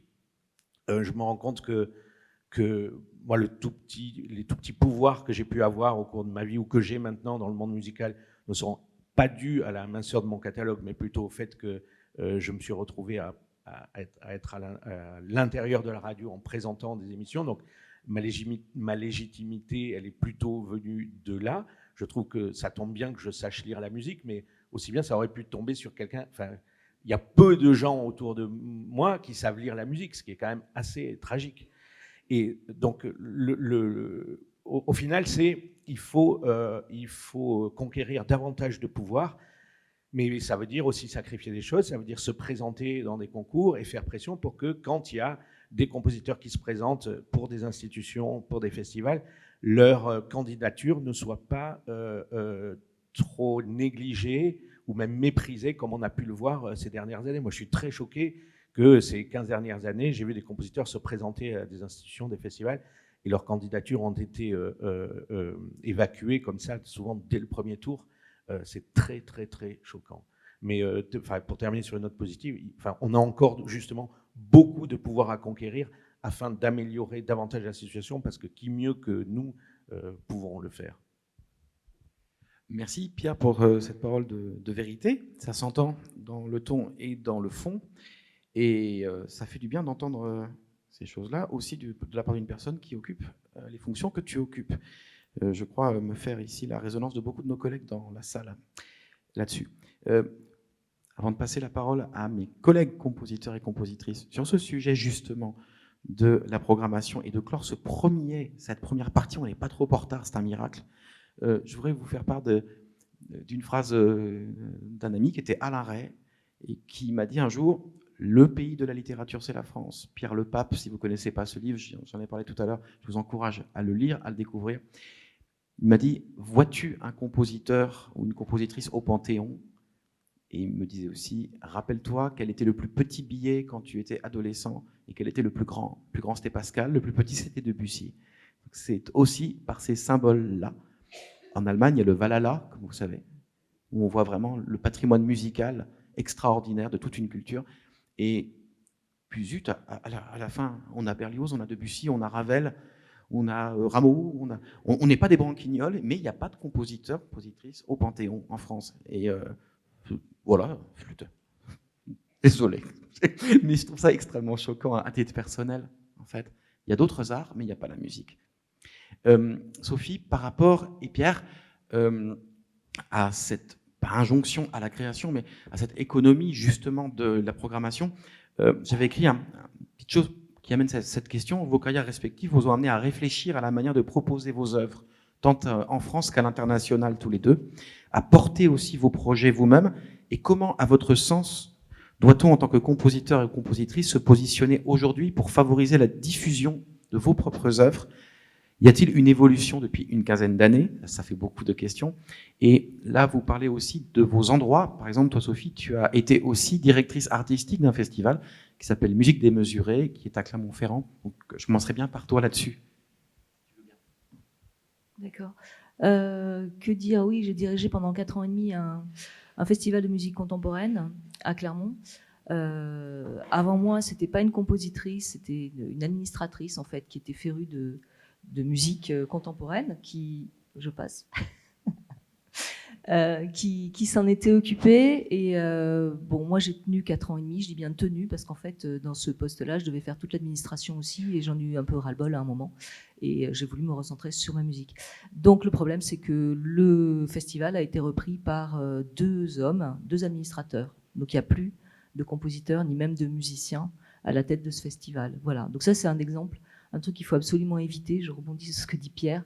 Il faut vraiment que les compositeurs se présentent, et compositrices se présentent à tous les postes possibles qui ont un intérêt artistique, qui sont dans la musique, quoi. Parce qu'il n'y a pas de raison qu'on continue comme ça. Disons que ça ne va pas arranger les choses si on continue comme ça. Voilà. Alors après, pour diffuser, pour la diffusion, c'est vrai que c'est très compliqué de diffuser sa musique quand on est compositeur vivant. Je crois que tout le monde s'en rend compte, parce qu'il y a très peu de festivals qui nous accueillent, très peu de festivals de musique contemporaine. Et moi, je pense, parce que bon, j'ai pas mal vécu à l'étranger, pas autant que Pierre visiblement, mais j'ai vécu en Australie, en Angleterre et en Belgique. Et en fait, surtout dans les pays anglo-saxons, il y a certes quelques festivals de musique contemporaine, mais pas que. La musique contemporaine, elle est partout. En fait, c'est la musique classique. Donc les concerts, ça mélange la musique classique et la musique contemporaine. C'est fait autour de thématiques en général quand c'est bien fait. Et il y a toujours dans une thématique, on peut trouver une œuvre contemporaine, une œuvre baroque, une œuvre classique, enfin je sais pas. Et du coup, les radios nationales, elles enregistrent ces concerts-là, et quand elles les diffusent, voilà, c'est à grande échelle, quoi. On entend une pièce contemporaine au milieu d'œuvres classiques. Et c'est quand même assez rare en France, je trouve. Alors les orchestres essayent parfois, parce que je pense que c'est dans leur cahier des charges et ils ont intérêt de faire ça, sinon ils n'ont plus de sous. Je pense que c'en est là. Hein. Enfin, je suis un peu cash, mais voilà. Mais ceci dit, il leur faut des pièces assez courtes. Parce que sinon ça risque de poser voilà, au début du programme, vite fait, bien fait, enfin ouais, voilà. Et puis en plus d'expérience, évidemment s'il y a un Berlioz, une grande pièce symphonique à côté, la pièce, comme il y a peu de répétitions parce que pas de sous, on arrive toujours à ces problèmes financiers en fait, hein. Il y a de moins en moins de fric, donc de moins en moins de répétitions. La place de la pièce contemporaine, si elle est trop compliquée, elle sera peu répétée de toute façon, donc il faut aller vite à l'essentiel, voilà. Il y a vraiment plein de problèmes comme ça. Moi, je pense vraiment que pour diffuser nos musiques, certes, avoir des ensembles de musique contemporaine qui font que ça, c'est bien, mais c'est pour je pense que c'est un petit public de plus en plus restreint. Faut être franc aussi, ces gens-là vieillissent. Moi, je le voyais au niveau des musiques démesurées à Clermont-Ferrand, où quand je suis arrivée, c'était que de la musique contemporaine. Le public, c'était le même depuis le début. Au début, il avait 40, 45 ans, 50 ans. Et là, j'avais plus des têtes blanches, chauves, quoi, hein, faut le dire. Donc, j'ai essayé de renouveler en mettant des parallèles avec la musique médiévale, de la Renaissance. J'ai essayé de faire des trucs pour attirer plus de gens. Je pense qu'il y a un effort aussi à faire. Et je crois qu'il y a pas mal de gens qui en ont conscience. Hein. Il y a pas mal de directeurs de festivals et directrices qui essayent justement d'élargir. Parce que le public n'est plus là, et si on fait rien, il sera plus là du tout bientôt, parce qu'il sera mort tout simplement. Enfin, c'est triste à dire, mais c'est un peu compliqué. Bon, aussi, il y a le même problème à la musique classique en général. Enfin bon, c'est très compliqué en fait. On va pas en parler là, c'est pas le but, mais bon, voilà. Je pense que la musique contemporaine toute seule a du souci à se faire, et il faut vraiment, pour moi, la considérer comme de la musique classique et faire des programmes plus mixés en fait. Voilà. Oui, alors je partage complètement cet avis, Sophie. C'est impressionnant. C'est vrai que je vais vous raconter une petite anecdote. Ma première commande officielle que j'ai reçue en France, c'était pour les 10 ans de l'Arsenal de Metz. On m'avait commandé une pièce, on m'a dit, allez, carte blanche, t'es jeune, tu viens de remporter un prix en Allemagne. C'était le prix Messiaen, où il y avait tous les pays d'Europe, sauf la France qui était présente d'ailleurs. Mais alors que c'était un Français qui venait de le remporter. Et donc l'Arsenal de Metz me file une carte blanche, 10 ans, anniversaire des 10 ans, avec, en fait, avec la commande, j'étais payé à l'époque 10 000 francs, matériel compris. Quand on est jeune, mais j'étais très content. Hein. Et surtout, je me souviendrai définitivement, parce que ça a marqué et mon parcours et ma façon de concevoir les choses. On m'a dit, mais t'inquiète. Alors moi, il y avait l'euphorie, de l'enthousiasme d'être programmé dans un concert qui allait être un événement. Donc forcément, on savait que c'était plein. Et on me dit, mais t'inquiète pas, si tu te plantes, on met le boléro de Ravel. Oui, vous rigolez, mais franchement, ça veut dire que première fois qu'on vous fait confiance, on dit, tu peux te planter. On dit pas, vas-y, il y aura une super salle. Non, tu peux te planter. Vas-y, plante-toi en beauté, c'est pas grave, on va t'oublier, tu passeras en premier. Et donc, en fait, je me souviens d'avoir eu cette obsession, vraiment, pour moi, cette œuvre-là, ça s'appelait L'Homme apocalyptique, d'ailleurs. Et ça a été un concerto, une œuvre pour 2 accordéons et grand orchestre. Ça a été une obsession de lutter contre et le boléro de Ravel, et surtout, je ne me suis pas rendu compte de ça, mais ça a été une réflexion sur c'est quoi un tube ? Qu'est-ce qui fait que... Qu'est-ce qui définit qu'une œuvre devient un tube et que les gens aiment ou pas ? Alors bien sûr, après ça a engendré des systèmes d'écriture qui vont vers on expérimente le répétitif, etc. Et en fait, la solution, je vous la donne, et puis après je passerai au principal. Je me dis, bon, je ne peux pas lutter contre le boléro de Ravel. Il y en a un qui commence, je crois, toutes les 30 secondes dans le monde, hein, c'est ça 15 minutes ? Ah, ça a diminué depuis qu'il est dans le domaine public. Comme moi, c'est une mauvaise affaire, ce coup-là. Donc, et je me dis, il faut que j'épuise l'orchestre. Et donc, j'ai pris le même système que le boléro. J'ai été voir tous les musiciens, tous les solistes de l'Orchestre national de Lorraine, à l'époque, ça s'appelait comme ça. Et je leur ai dit, tu serais d'accord pour faire ci, ça, ça ? Oui, mais alors je te promets pas que je le ferai s'il y a 3 fois, je le ferai au moins une fois pour le final, etc. Et donc, j'ai écrit une œuvre de 45 minutes, qui fait qu'ils l'ont joué avec une certaine... il y avait de la maladresse du jeune compositeur, tout ça. Sauf que quand ils sont arrivés pour le boléro, ils avaient tous les lèvres en croix, ils avaient tous les bras épuisés d'avoir travaillé du répétitif pendant 45 minutes. Et la critique, c'était apocalyptique était l'homme, c'était le titre de mon œuvre, apocalyptique fut le boléro. Et j'ai trouvé, mais c'était comme quoi ça veut dire qu'il y a aussi un travail, nous, à faire. Et je suis entièrement d'accord sur le fait qu'il faut peut-être qu'on a, alors je vais choquer des gens, mais qu'on arrête de se battre pour être labellisé compositeur contemporain. Déjà, c'est débile, on est vivant, on est contemporain. Alors que classique, oui, à l'étranger, et c'est là où j'en viens au principal, c'est que ce qui est très confortable à l'étranger, c'est que quand vous êtes un compositeur, premièrement, alors quand je parle d'étranger, je travaille beaucoup dans les pays les ex-républiques soviétiques, et donc toute la partie est, on va dire le sillon, route de la soie jusqu'au nord, et beaucoup en Amérique du Sud, et pas mal aux États-Unis aussi, et en Asie. Et le compositeur est quelqu'un de très respectable, c'est-à-dire qu'on représente, ils sont fascinés par cette espèce d'aura de la vieille Europe. C'est-à-dire qu'il faut savoir qu'on est donc respecté comme un vestige de cette vieille Europe qui se balade dans le monde. Mais on est dans un concert classique, mais on est vraiment, on vous appelle maître, blabla, etc. Mais vous êtes à l'égal d'un Mozart, d'un Beethoven, d'un compositeur local, c'est-à-dire qu'il n'y a pas, on ne va pas dire c'est la création. Après, ce qui est très bien, c'est qu'eux sont très contents que vous soyez là, parce que pour eux, vous êtes la même chose que Mozart, etc. Mais on est des compositeurs classiques, c'est-à-dire qu'on écrit pour des orchestres. Et je pense qu'on devrait peut-être se battre pour dire que nous sommes issus d'une lignée qui a une tradition et qui la respecte, quitte à aller vers des ouvertures. J'adore, tout à l'heure, Benoît parlait de Culture Box. J'ai 2 trucs qui traînent sur Culture Box, c'est 2 crossovers, un avec Sofiane Pamar et un avec un groupe de punk ukrainienne. Vous voyez, donc le côté classique raté. Mais par contre, à l'étranger, sur les radios ex-soviétiques, américaines, etc., j'ai des tonnes d'œuvres qui circulent et qui sont données dans les programmes, dans les grilles, au milieu de tout et n'importe quoi. Et je trouve ça, en fait, je trouve que on devrait se battre juste pour être considérés comme des gens normaux et non pas des exceptions qui essayent de survivre. Merci. On est justement, Eric, on arrivera à faire la moitié de ce qui était prévu. Vous vous rendez compte, c'est extraordinaire. On est à la fin de cette première très grande partie avant d'engager quelque chose de plus fluide sur le financement, justement, parce que je pense qu'il est important de parler aussi d'argent, de soutien. Et justement, il y avait quelques questions, je crois, dans la salle. Je vous demanderai juste que ce soit des questions et pas trop des prises de parole trop longues pour qu'on puisse avancer. Je crois qu'Éric a levé la main. Oui, merci. C'était juste, en écoutant Christophe parler des questions de reprise tellement importantes pour l'économie de nos projets, en entendant Pierre parler aussi de la place de la musique contemporaine comme élément de répertoire, finalement, de faire admettre ça.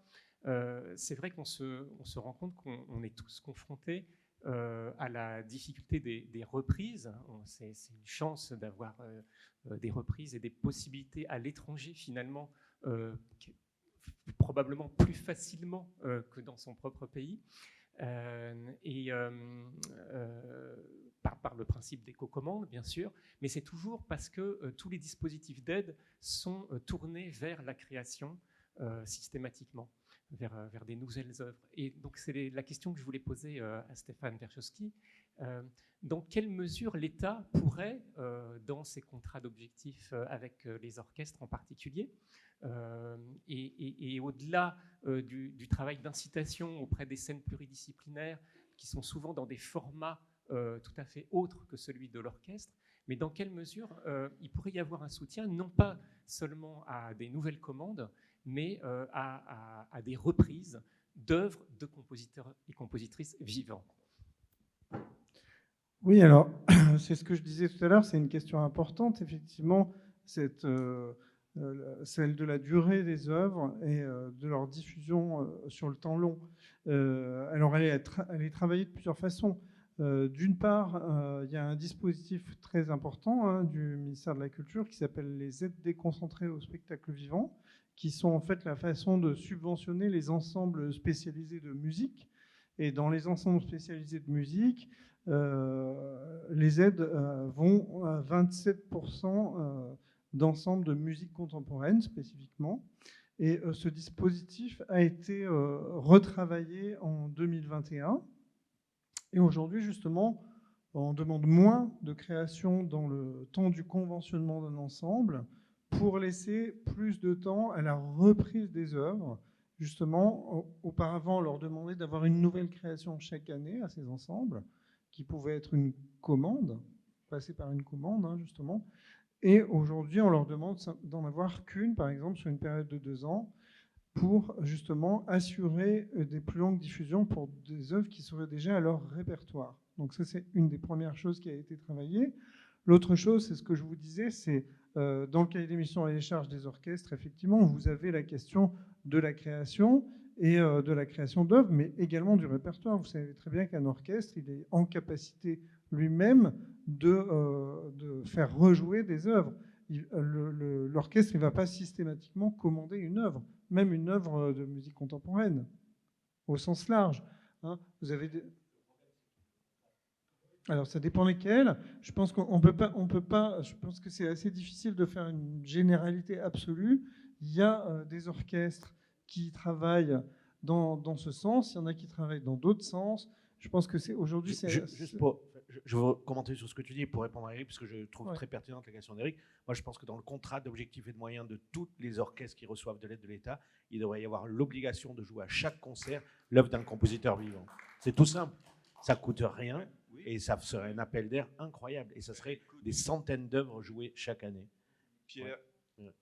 Pierre, c'est une des revendications de la fédération. Donc je te remercie. Et que nous allons porter d'ailleurs à la DGCA bientôt. Alors, cette revendication est tout à fait... Une seconde.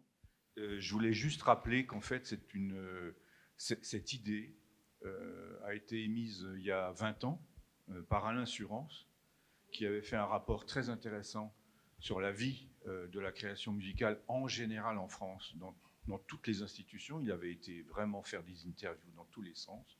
Et en particulier sur les orchestres, il préconisait que le ministère de la Culture soit prescripteur dans les contrats d'objectifs pour qu'il y ait un minimum, disons, vital de vie du répertoire, en particulier, je pense, des compositeurs vivants, parce que si on remonte à 1950, on n'en sortira plus, mais au moins qu'il y ait au moins une œuvre d'un compositeur vivant dans tous les concerts joués en France par des orchestres subventionnés par l'État.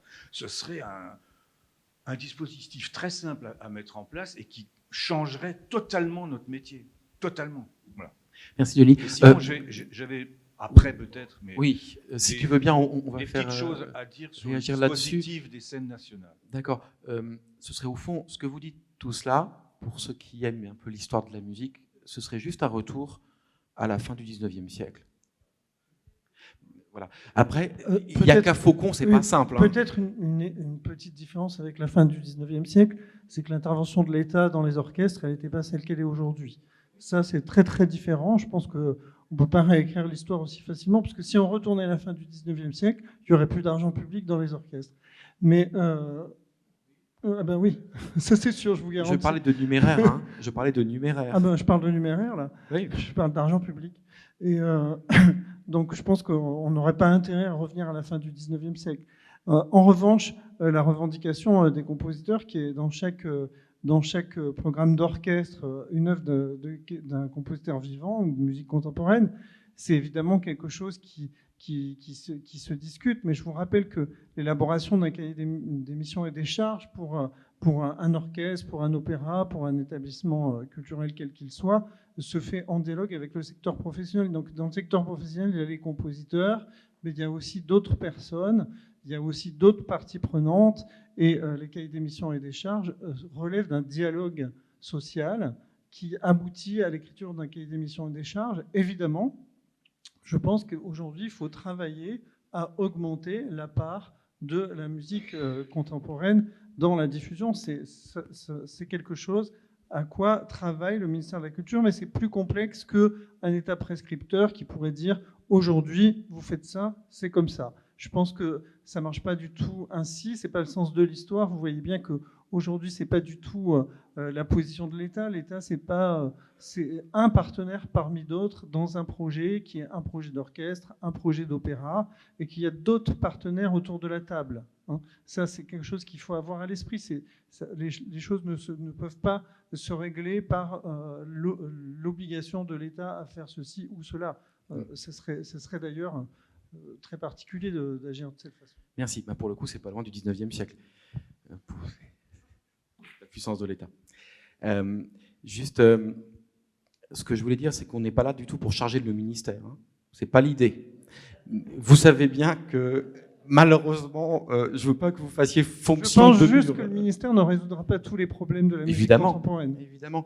Et c'est pour ça qu'on va parler des financements aussi, et on dit bien des financements, et d'un grand tabou aussi dans nos musiques, qui est aussi évidemment la part de l'argent qui ne vient pas de la puissance publique. C'est aussi une piste qui tend certaines, qui est parfois complexe. Donc ça, c'est très intéressant. Juste, Benoît, moi, je voudrais juste t'interrompre 5 secondes parce qu'on parle d'État, etc. Mais en fait, c'est juste une volonté politique en réalité.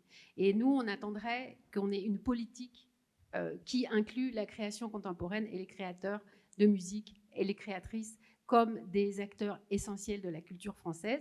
Et on est très loin de ça. Et je pense qu'il y a une différence entre la volonté de l'État et une vision politique et artistique de notre monde. Je passe la parole à Christophe Dardenne là-dessus. Alors, le sujet n'est pas tout à fait le même. Je voudrais simplement, moi je raconte des histoires, des histoires vraies, des histoires que j'ai vécues. La première chose, c'est pour les reprises actuellement des œuvres, je vois que c'est les grands solistes ou les grands chefs d'orchestre qui peuvent les imposer. Je cite Emmanuel Pahud, concerto pour flûte d'Albavie, une 30aine de fois. Anne-Sophie Mutter, concerto pour violon, Norbert Moret. Elle l'a joué pendant 20 ans, 1 à 2 fois par an. Voilà, c'est quand vous écrivez pour des solistes de ce renom-là et qui vous avez la chance qu'ils adhèrent à votre œuvre, ils ont le pouvoir, eux, d'imposer votre œuvre. Donc, vous êtes toujours, nous sommes toujours tributaires des interprètes, chefs d'orchestre ou solistes, et c'est eux qui vont faire vivre votre œuvre. L'autre chose, quand je vois les passes d'armes argent public, argent privé, très sincèrement, moi, je fais appel à certains mécènes. Ils sont peu nombreux, il y en a 5 en France pour la musique dite contemporaine, il y en a à peu près une dizaine en Suisse, etc. Donc, depuis 40 ans, je les connais. Et pour ce qui est des opéras, vraiment des opéras, je suis malade. Mais quand je dis malade, je me suis malade vraiment physiquement quand je vois qu'un opéra ne va pas être filmé. Tout simplement parce qu'il n'y aura pas de traces. Vous savez, toujours, mon problème, moi, c'est que l'œuvre soit pérenne. Donc, un concert, au moins une captation audio. Un opéra, il faut à tout prix que ça soit filmé. Donc, je vous dis tout simplement l'histoire de Philippe Leroux, l'annonce faite à Marie, commande d'État à Philippe Leroux pour l'opéra de Nantes. C'est un opéra qui a été joué en 2022, etc. Et là, on se retrouve sans captation ni audio ni vidéo. Opéra réussi, puisqu'en plus, il a eu la critique musicale, le prix de la critique musicale. Bref, c'était... Philippe, il pensait depuis 10 ans, il a mis 2 ans à le composer. Nous, on a mis 1 an à faire la copie de son œuvre. C'était un travail absolument monstrueux. Et je me dis que ça va s'arrêter après cette représentation. J'étais malade physiquement. Alors, j'ai pris tout simplement mon téléphone. J'ai téléphoné à une des mécènes qui nous a donné 90 000 €. Et là, en une semaine, je vous dis bien, en une semaine, il y a eu les cartes de régie, il y a eu une signature Medici pour le CNC, et puis miraculeusement, on a filmé ça, c'est diffusé sur Medici. Bon, je ne sais pas le public de Medici, mais en tout cas, on a une trace. Philippe peut remontrer son opéra. On a d'autres projets maintenant dans d'autres maisons, tout simplement parce qu'on a pu faire ça. On a pu faire ça. Il il faut penser, parce que le temps de la création, c'est pour l'interprète une saison peut-être, si vraiment il reprend l'œuvre. Vous, ça va être le temps de la composition. Évidemment, vous allez penser à votre œuvre tout le temps. Nous, on a une charge, c'est-à-dire que ça doit être le temps de votre vie, plus 70 ans. Voilà, c'est le droit d'auteur. Mais sans des outils de promotion, c'est-à-dire sans des captations audio, vidéo, on ne peut rien faire. Il n'y a pas un chef d'orchestre qui me demande les partitions maintenant. Ils me demandent tous, t'as de l'audio? Mais je lui dis, comment j'ai de l'audio? Non, ça pas. Alors, vous savez ce que je fais maintenant? Maintenant, tout ce qu'ils nous demandent, c'est que la gravure musicale, on puisse en faire des fichiers son. Alors, évidemment, c'est pas forcément très beau. Je vous dis tout de suite, il faudrait mettre vraiment beaucoup d'argent. Mais ils me demandent tout ça. C'est-à-dire qu'il faut maintenant mettre beaucoup. Mais oui, ils me demandent tout ça, et même pour des musiques, je dirais, assez simples. Voilà. Merci. Ils peuvent aussi entendre dans leur tête, vu le prix où ils sont payés. Parce qu'il y a aussi quelque chose là-dessus, pour revenir là, qui est quand même la grande disparité absolument scandaleuse entre les salaires qu'on donne aux chefs d'orchestre et les salaires de commande qu'on donne à nos collègues. Là, je sors de mon rôle, excusez-moi, mais ça vient du cœur. Quand je vois aussi que l'argent public parfois nourrit des agents à 15% sur des salaires absolument scandaleux et qu'on nous dit qu'on n'a que 7000 balles pour une pièce de 12 minutes d'orchestre qui va nous prendre des mois, à un moment, il faut arrêter de nous prendre pour des jambons. Ça aussi, c'est une question de choix. Pardon, mais c'est vrai. C'est une vérité numéraire. Oui, ça peut être très bien. Le visuel, du coup, beaucoup de collègues, en sachant cette journée, ont écrit, ont envoyé aussi des idées. Il y a quelque chose, tout à l'heure, on parlait de la reprise, de la valorisation, je reviens là-dessus, c'est de plus en plus, il y a des idées autour de... Alors, il ne faut pas que ça nous fasse peur peut-être, mais autour de la valorisation de nos œuvres en lien avec les arts visuels. C'est-à-dire que la musique se voit beaucoup, comme la radio se voit de plus en plus, on en parlait tout à l'heure, Arnaud, et cette espèce d'incitation, c'est sûrement une piste pour l'avenir, à ce que la captation vidéo valorise mieux, le visuel valorise mieux, l'œuvre en lien avec une création, qu'elle soit numérique, qu'elle soit audiovisuelle, et qu'elle est aussi sûrement quelque chose d'important là-dessus. Évidemment, on n'aura pas le temps, ce matin, vu qu'il nous reste qu'une petite demi-heure, de balayer tout cela, mais au niveau du financement, je vois ici des représentants de différentes... excusez-nous de vous appeler comme ça, vous n'êtes pas que des guichets du tout, mais vous êtes les endroits où on peut demander du soutien pour réaliser nos rêves. Et il y a juste quelque chose sur lequel j'aimerais faire réagir mes collègues, c'est que c'est quasi jamais le cas de pouvoir avoir un soutien pour qui on est. C'est-à-dire, il y a des bourses du CNM qui existent en ce moment, et c'est une très bonne chose, des bourses de 5 000 € pour avoir du temps, pour écrire et pour faire. Je comprends tout à fait que la création soit corrélée toujours à sa diffusion et à sa programmation, mais n'oublions pas non plus le rôle de dépendance que ça nous donne par rapport aux personnes qui vont nous programmer, par rapport aux personnes qui vont nous jouer, par rapport aux gens qui vont nous soutenir. Je crois que ce rapport à la dépendance des compositeurs et des compositrices est quelque chose qu'il faut absolument questionner. C'est-à-dire, on ne peut pas être les agriculteurs de la grande distribution, donc les moins bien lotis en permanence non plus. Cette dépendance est réelle. Néanmoins, le CNM donc, nous soutient, la MMC en partie nous soutient, la DGCA heureusement nous soutient, la SACEM nous soutient, on n'est pas non plus seul, heureusement. Évidemment, il y a une tension réelle sur les budgets, c'est comme ça, on n'accuse personne, c'est un fait. La baisse de certains revenus amène mécaniquement la baisse de certains soutiens. C'est ainsi. Mais je voulais voir un petit peu avec mes collègues et aussi là-dessus, pour les 20-25 minutes qui nous restent, et si possible de manière extrêmement rapide, qu'est-ce qui, pour vous, vraiment ici, on n'est pas là pour accuser, vraiment, c'est pas l'idée, mais qu'est-ce qui, pour vous, pourrait amener à avoir une économie plus viable et donc une pérennité des œuvres, que ce soit dans leur création ou dans leur reprise à l'avenir et dans les années qui viennent? Parce que si on écoute les oiseaux de mauvais augure, autant mettre la clé sous la porte dans notre métier. Donc qu'est-ce qui pourrait vraiment concrètement fonctionner, en sachant qu'on n'est pas un art à plus-value et que si moi demain je meurs, ma musique ne va pas se revendre 3 fois plus cher, à la différence d'un tableau. Voilà. Oui, aussi, peut-être. Peut-être sur la question, il y a plusieurs questions là-dedans. Il y a la question des revenus des auteurs et des compositeurs que vous posez.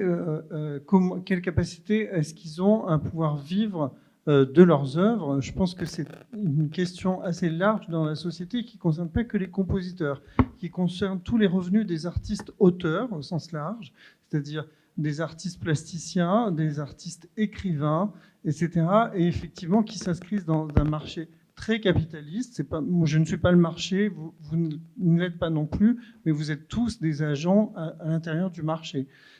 Effectivement, c'est des professions, on le sait, où il est difficile de vivre de sa plume. C'est-à-dire ça, c'est compliqué. Et effectivement, ça c'est la partie, est-ce qu'on arrive à vivre de nos revenus? Ça dépend des contextes socio-économiques. Effectivement, il y a des moments plus, moins, effectivement, pour des professions qui sont des professions difficiles de ce côté-là. Et en ce moment, il y a des réflexions sur mieux assurer les parcours des artistes-auteurs, notamment au ministère de la Culture. En ce moment, il y a un plan artiste-auteur qui vise à sécuriser différents moments de carrière des artistes-auteurs. Ça, c'est sur la partie sociale. Sur la partie la présence des œuvres dans la création, leur diffusion, leur capacité de se produire, etc.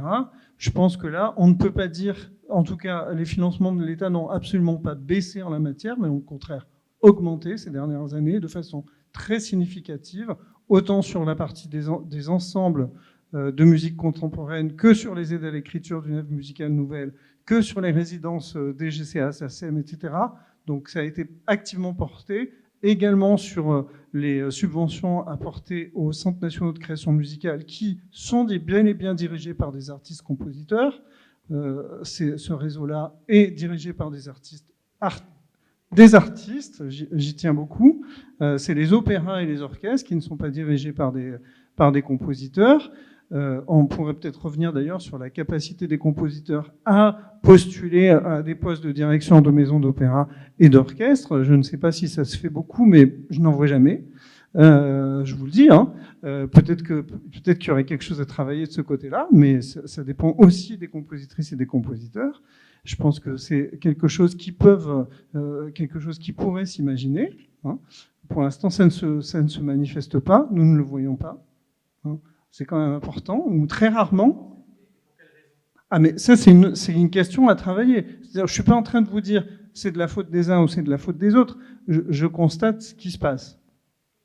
Et je pense que c'est important de se dire, effectivement, peut-être qu'il y a une place là qu'il faudrait valoriser et réfléchir ensemble. Hein, c'est pas une discussion fermée, c'est un constat. C'est aujourd'hui les choses telles qu'elles sont. Donc, je pense que oui, la place de la création, il faut la défendre. C'est important. J'ai entendu tout à l'heure une réflexion sur une volonté politique. Donc, je le réaffirme, la volonté politique du ministère de la Culture, c'est de défendre la place de la création. J'appartiens à une direction qui porte ce titre de Direction générale de la création artistique, où la place de la création musicale est défendue et accentuée depuis plusieurs années. Donc ça, je tiens à le dire, c'est très important. La Maison de la musique contemporaine travaille aux côtés des compositeurs. C'est sa mission principale, c'est de le faire. Le Centre national de la musique offre aussi des dispositifs qui permettent d'accompagner les compositeurs. Donc, si ces dernières années, cette place a été renforcée. C'est vrai qu'il est difficile en ce moment, dans un temps de crise, de voir la diffusion des œuvres s'améliorer. Effectivement, dans les lieux de spectacle vivant, les subventions n'ont pas augmenté ou parfois elles ont baissé parce que certaines collectivités ont été obligées de baisser leur financement. Donc, effectivement, on est dans une situation difficile. Il y a eu la sortie de la crise sanitaire. Il y a eu la crise économique qui est venue renforcer les effets de la crise sanitaire, qui ont rendu plus difficile la diffusion des œuvres. Et ce plan dont je vous parlais tout à l'heure, mieux produire, mieux diffuser, justement vise à essayer de travailler cette question-là. Précisément, comment aujourd'hui, c'est en se mettant à plusieurs, en travaillant avec des collaborations, avec plusieurs lieux de diffusion, avec des compositrices et des compositeurs, en renforçant leur place dans ces maisons, comment est-ce qu'on va améliorer la situation? Mais il n'y a pas de recette magique, ça ne peut pas être juste, à partir d'aujourd'hui, il y a une œuvre obligatoire dans chaque orchestre. Je pense que ça, c'est quelque chose qui n'entraînerait pas l'adhésion de la filière complète. Vous voyez, pour améliorer des questions de production et de diffusion, il faut que tous les acteurs puissent être sur la même longueur d'onde. Bien sûr. Il y aurait besoin de l'adhésion de la filière complète, c'est-à-dire de 100%, ou juste une majorité pour ça? Je crois qu'il y a une question dans la salle. Attendez.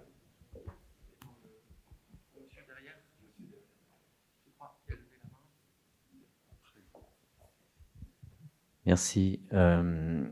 Pour rebondir sur ce que vous dites, en fait, c'est vrai que cette histoire de presque quota qu'on évoque à la diffusion n'est pas facile, mais peut-être qu'avant les quotas, enfin, pour faciliter ces quotas, il faudrait peut-être faciliter le développement du goût. Et si la musique contemporaine, et j'y mets également la musique électroacoustique qu'à titre personnel je défends, est si peu diffusée, y compris sur des radios comme FIP qui sont supposées être généralistes, vous n'entendrez jamais ni Philippe Leroux ni François Bell, pour ne citer que, c'est que on est dans une espèce de cercle vicieux où comme on n'éduque pas l'oreille des gens, les gens n'ont pas envie d'écouter cette musique-là. Et on sait très bien que l'oreille, c'est quelque chose qui s'éduque assez difficilement, mais que c'est à force de diffuser que les gens ont envie d'entendre. Si on passe de temps en temps, si FIP passait de temps en temps François Bell ou Philippe Leroux, les gens finiraient par avoir envie d'entendre du François Bell ou du Philippe Leroux. Et ça, je pense que les radios du circuit national ont une responsabilité à avoir et à prendre sur ce type de diffusion qu'ils devraient peut-être, dont ils devraient peut-être augmenter la diffusion, et peut-être ces quotas seraient peut-être une façon d'y arriver, comme on évoquait, d'avoir une œuvre d'un compositeur vivant diffusée au niveau de chaque concert. Voilà.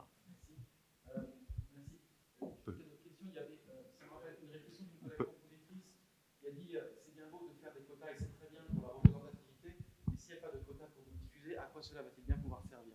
Et je trouvais que c'était assez intéressant. Si la politique du quota est appliquée sur certains plans de la diversité et de la société, à ce moment-là, il faut aussi l'assumer sur la programmation et sur la création globalement, y compris donc sur la diffusion.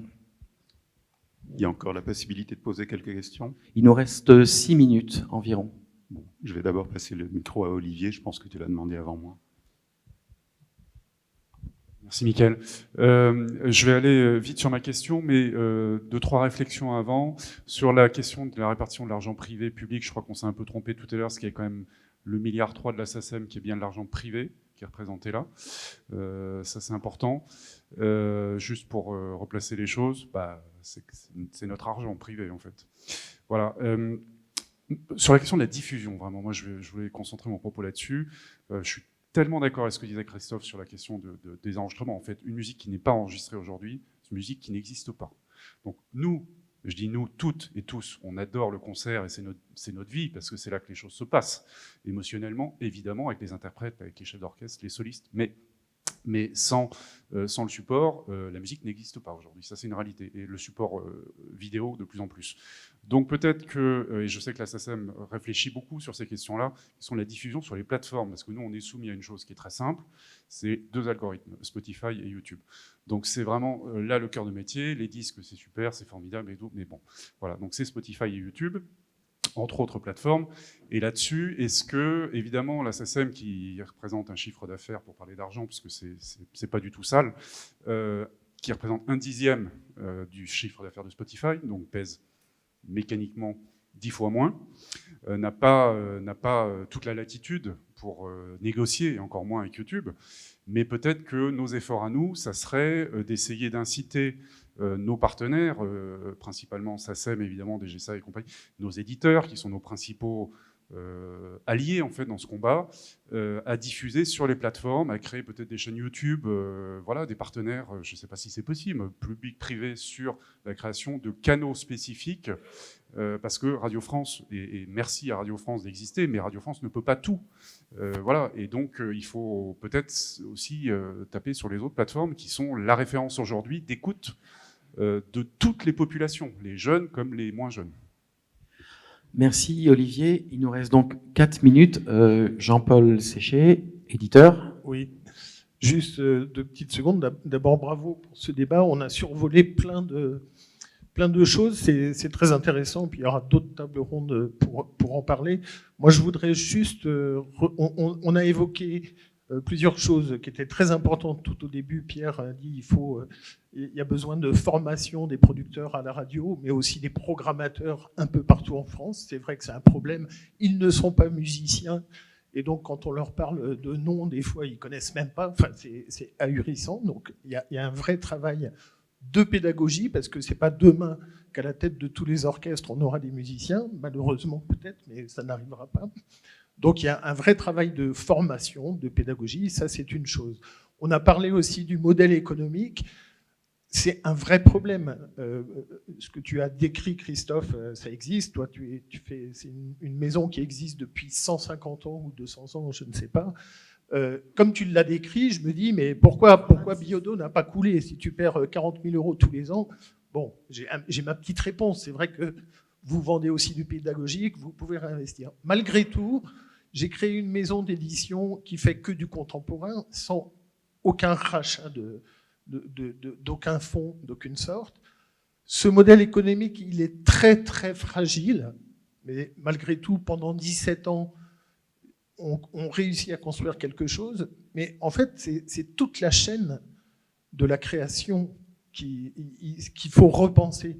Parce que l'argent, il existe. L'argent public, l'argent des OGC, l'argent privé, il existe. Et dans certains maillons de cette chaîne, ne souffrent absolument pas d'un quelconque problème économique. Je pense qu'il y a un problème vraiment de répartition. On a vaguement évoqué effectivement le cachet de certains chefs ou certains solistes. Je ne vais même pas en parler. C'est un peu indécent. C'est-à-dire que certains gagnent en une soirée ce que d'autres gagnent comme auteurs en 2 ou 3 ans. Donc n'en parlons pas. Par contre, il y a des solutions. Moi, je voulais juste revenir sur ce que vous disiez, Stéphane, par rapport à l'argent public. C'est vrai que je pense qu'il n'a jamais été aussi important. Donc c'est une réalité. Je pense qu'il y a 2 choses quand même. Il y a d'une part les aides à la production d'un spectacle et les aides à la création. Et je crois qu'un de nos gros problèmes, et notamment j'ai eu l'occasion d'en parler avec Dominique Muller à la DGCA, c'est que l'argent qui est concentré vers l'aide à la création, c'est-à-dire directement aux compositeurs, est un petit peu détourné par d'autres maillons de la chaîne. Il est détourné par d'autres maillons de la chaîne, si bien que ça devient presque une aide à la production. Et ça, c'est un réel problème pour les auteurs, pour les compositeurs. Et je pense que le ministère, là, doit être très, très vigilant sur comment... Je vais juste donner un exemple. Pardon ? Ah, pardon. Bon. Une question très courte. Voilà, qu'est-ce qu'il faut... comment est-ce que le ministère, la DGCA, va prendre ça à bras-le-corps? Parce que ça me semble quelque chose d'essentiel. Je n'ai pas eu le temps de tout développer, mais en tout cas, vraiment, il y a des producteurs qui détournent cet argent-là pour la production et non pas pour la création. Il y aura la 3e table ronde pour ça. Hein. Je vous rappelle que nous avons commencé avec 10 minutes de retard, mais que nous avons mis un point d'honneur, parce qu'il y a un concert après, à finir tout à fait à l'heure. Et ça prouve qu'on a plutôt bien réussi notre travail, vu qu'il y a une certaine frustration qui s'exprime dans l'Assemblée. Et donc j'espère que durant la suite de la journée, cette frustration sera comblée par une qualité des échanges de la même tenue et de la même qualité, justement. Et je tiens à remercier les participantes et les participants ici présents là-dessus, parce que souvent, ça peut être une forme de foire d'empoigne, et ça n'a pas du tout été. Et j'en suis personnellement très heureux, et j'espère qu'on trouvera des solutions aussi. Voilà, merci, et à tout à l'heure.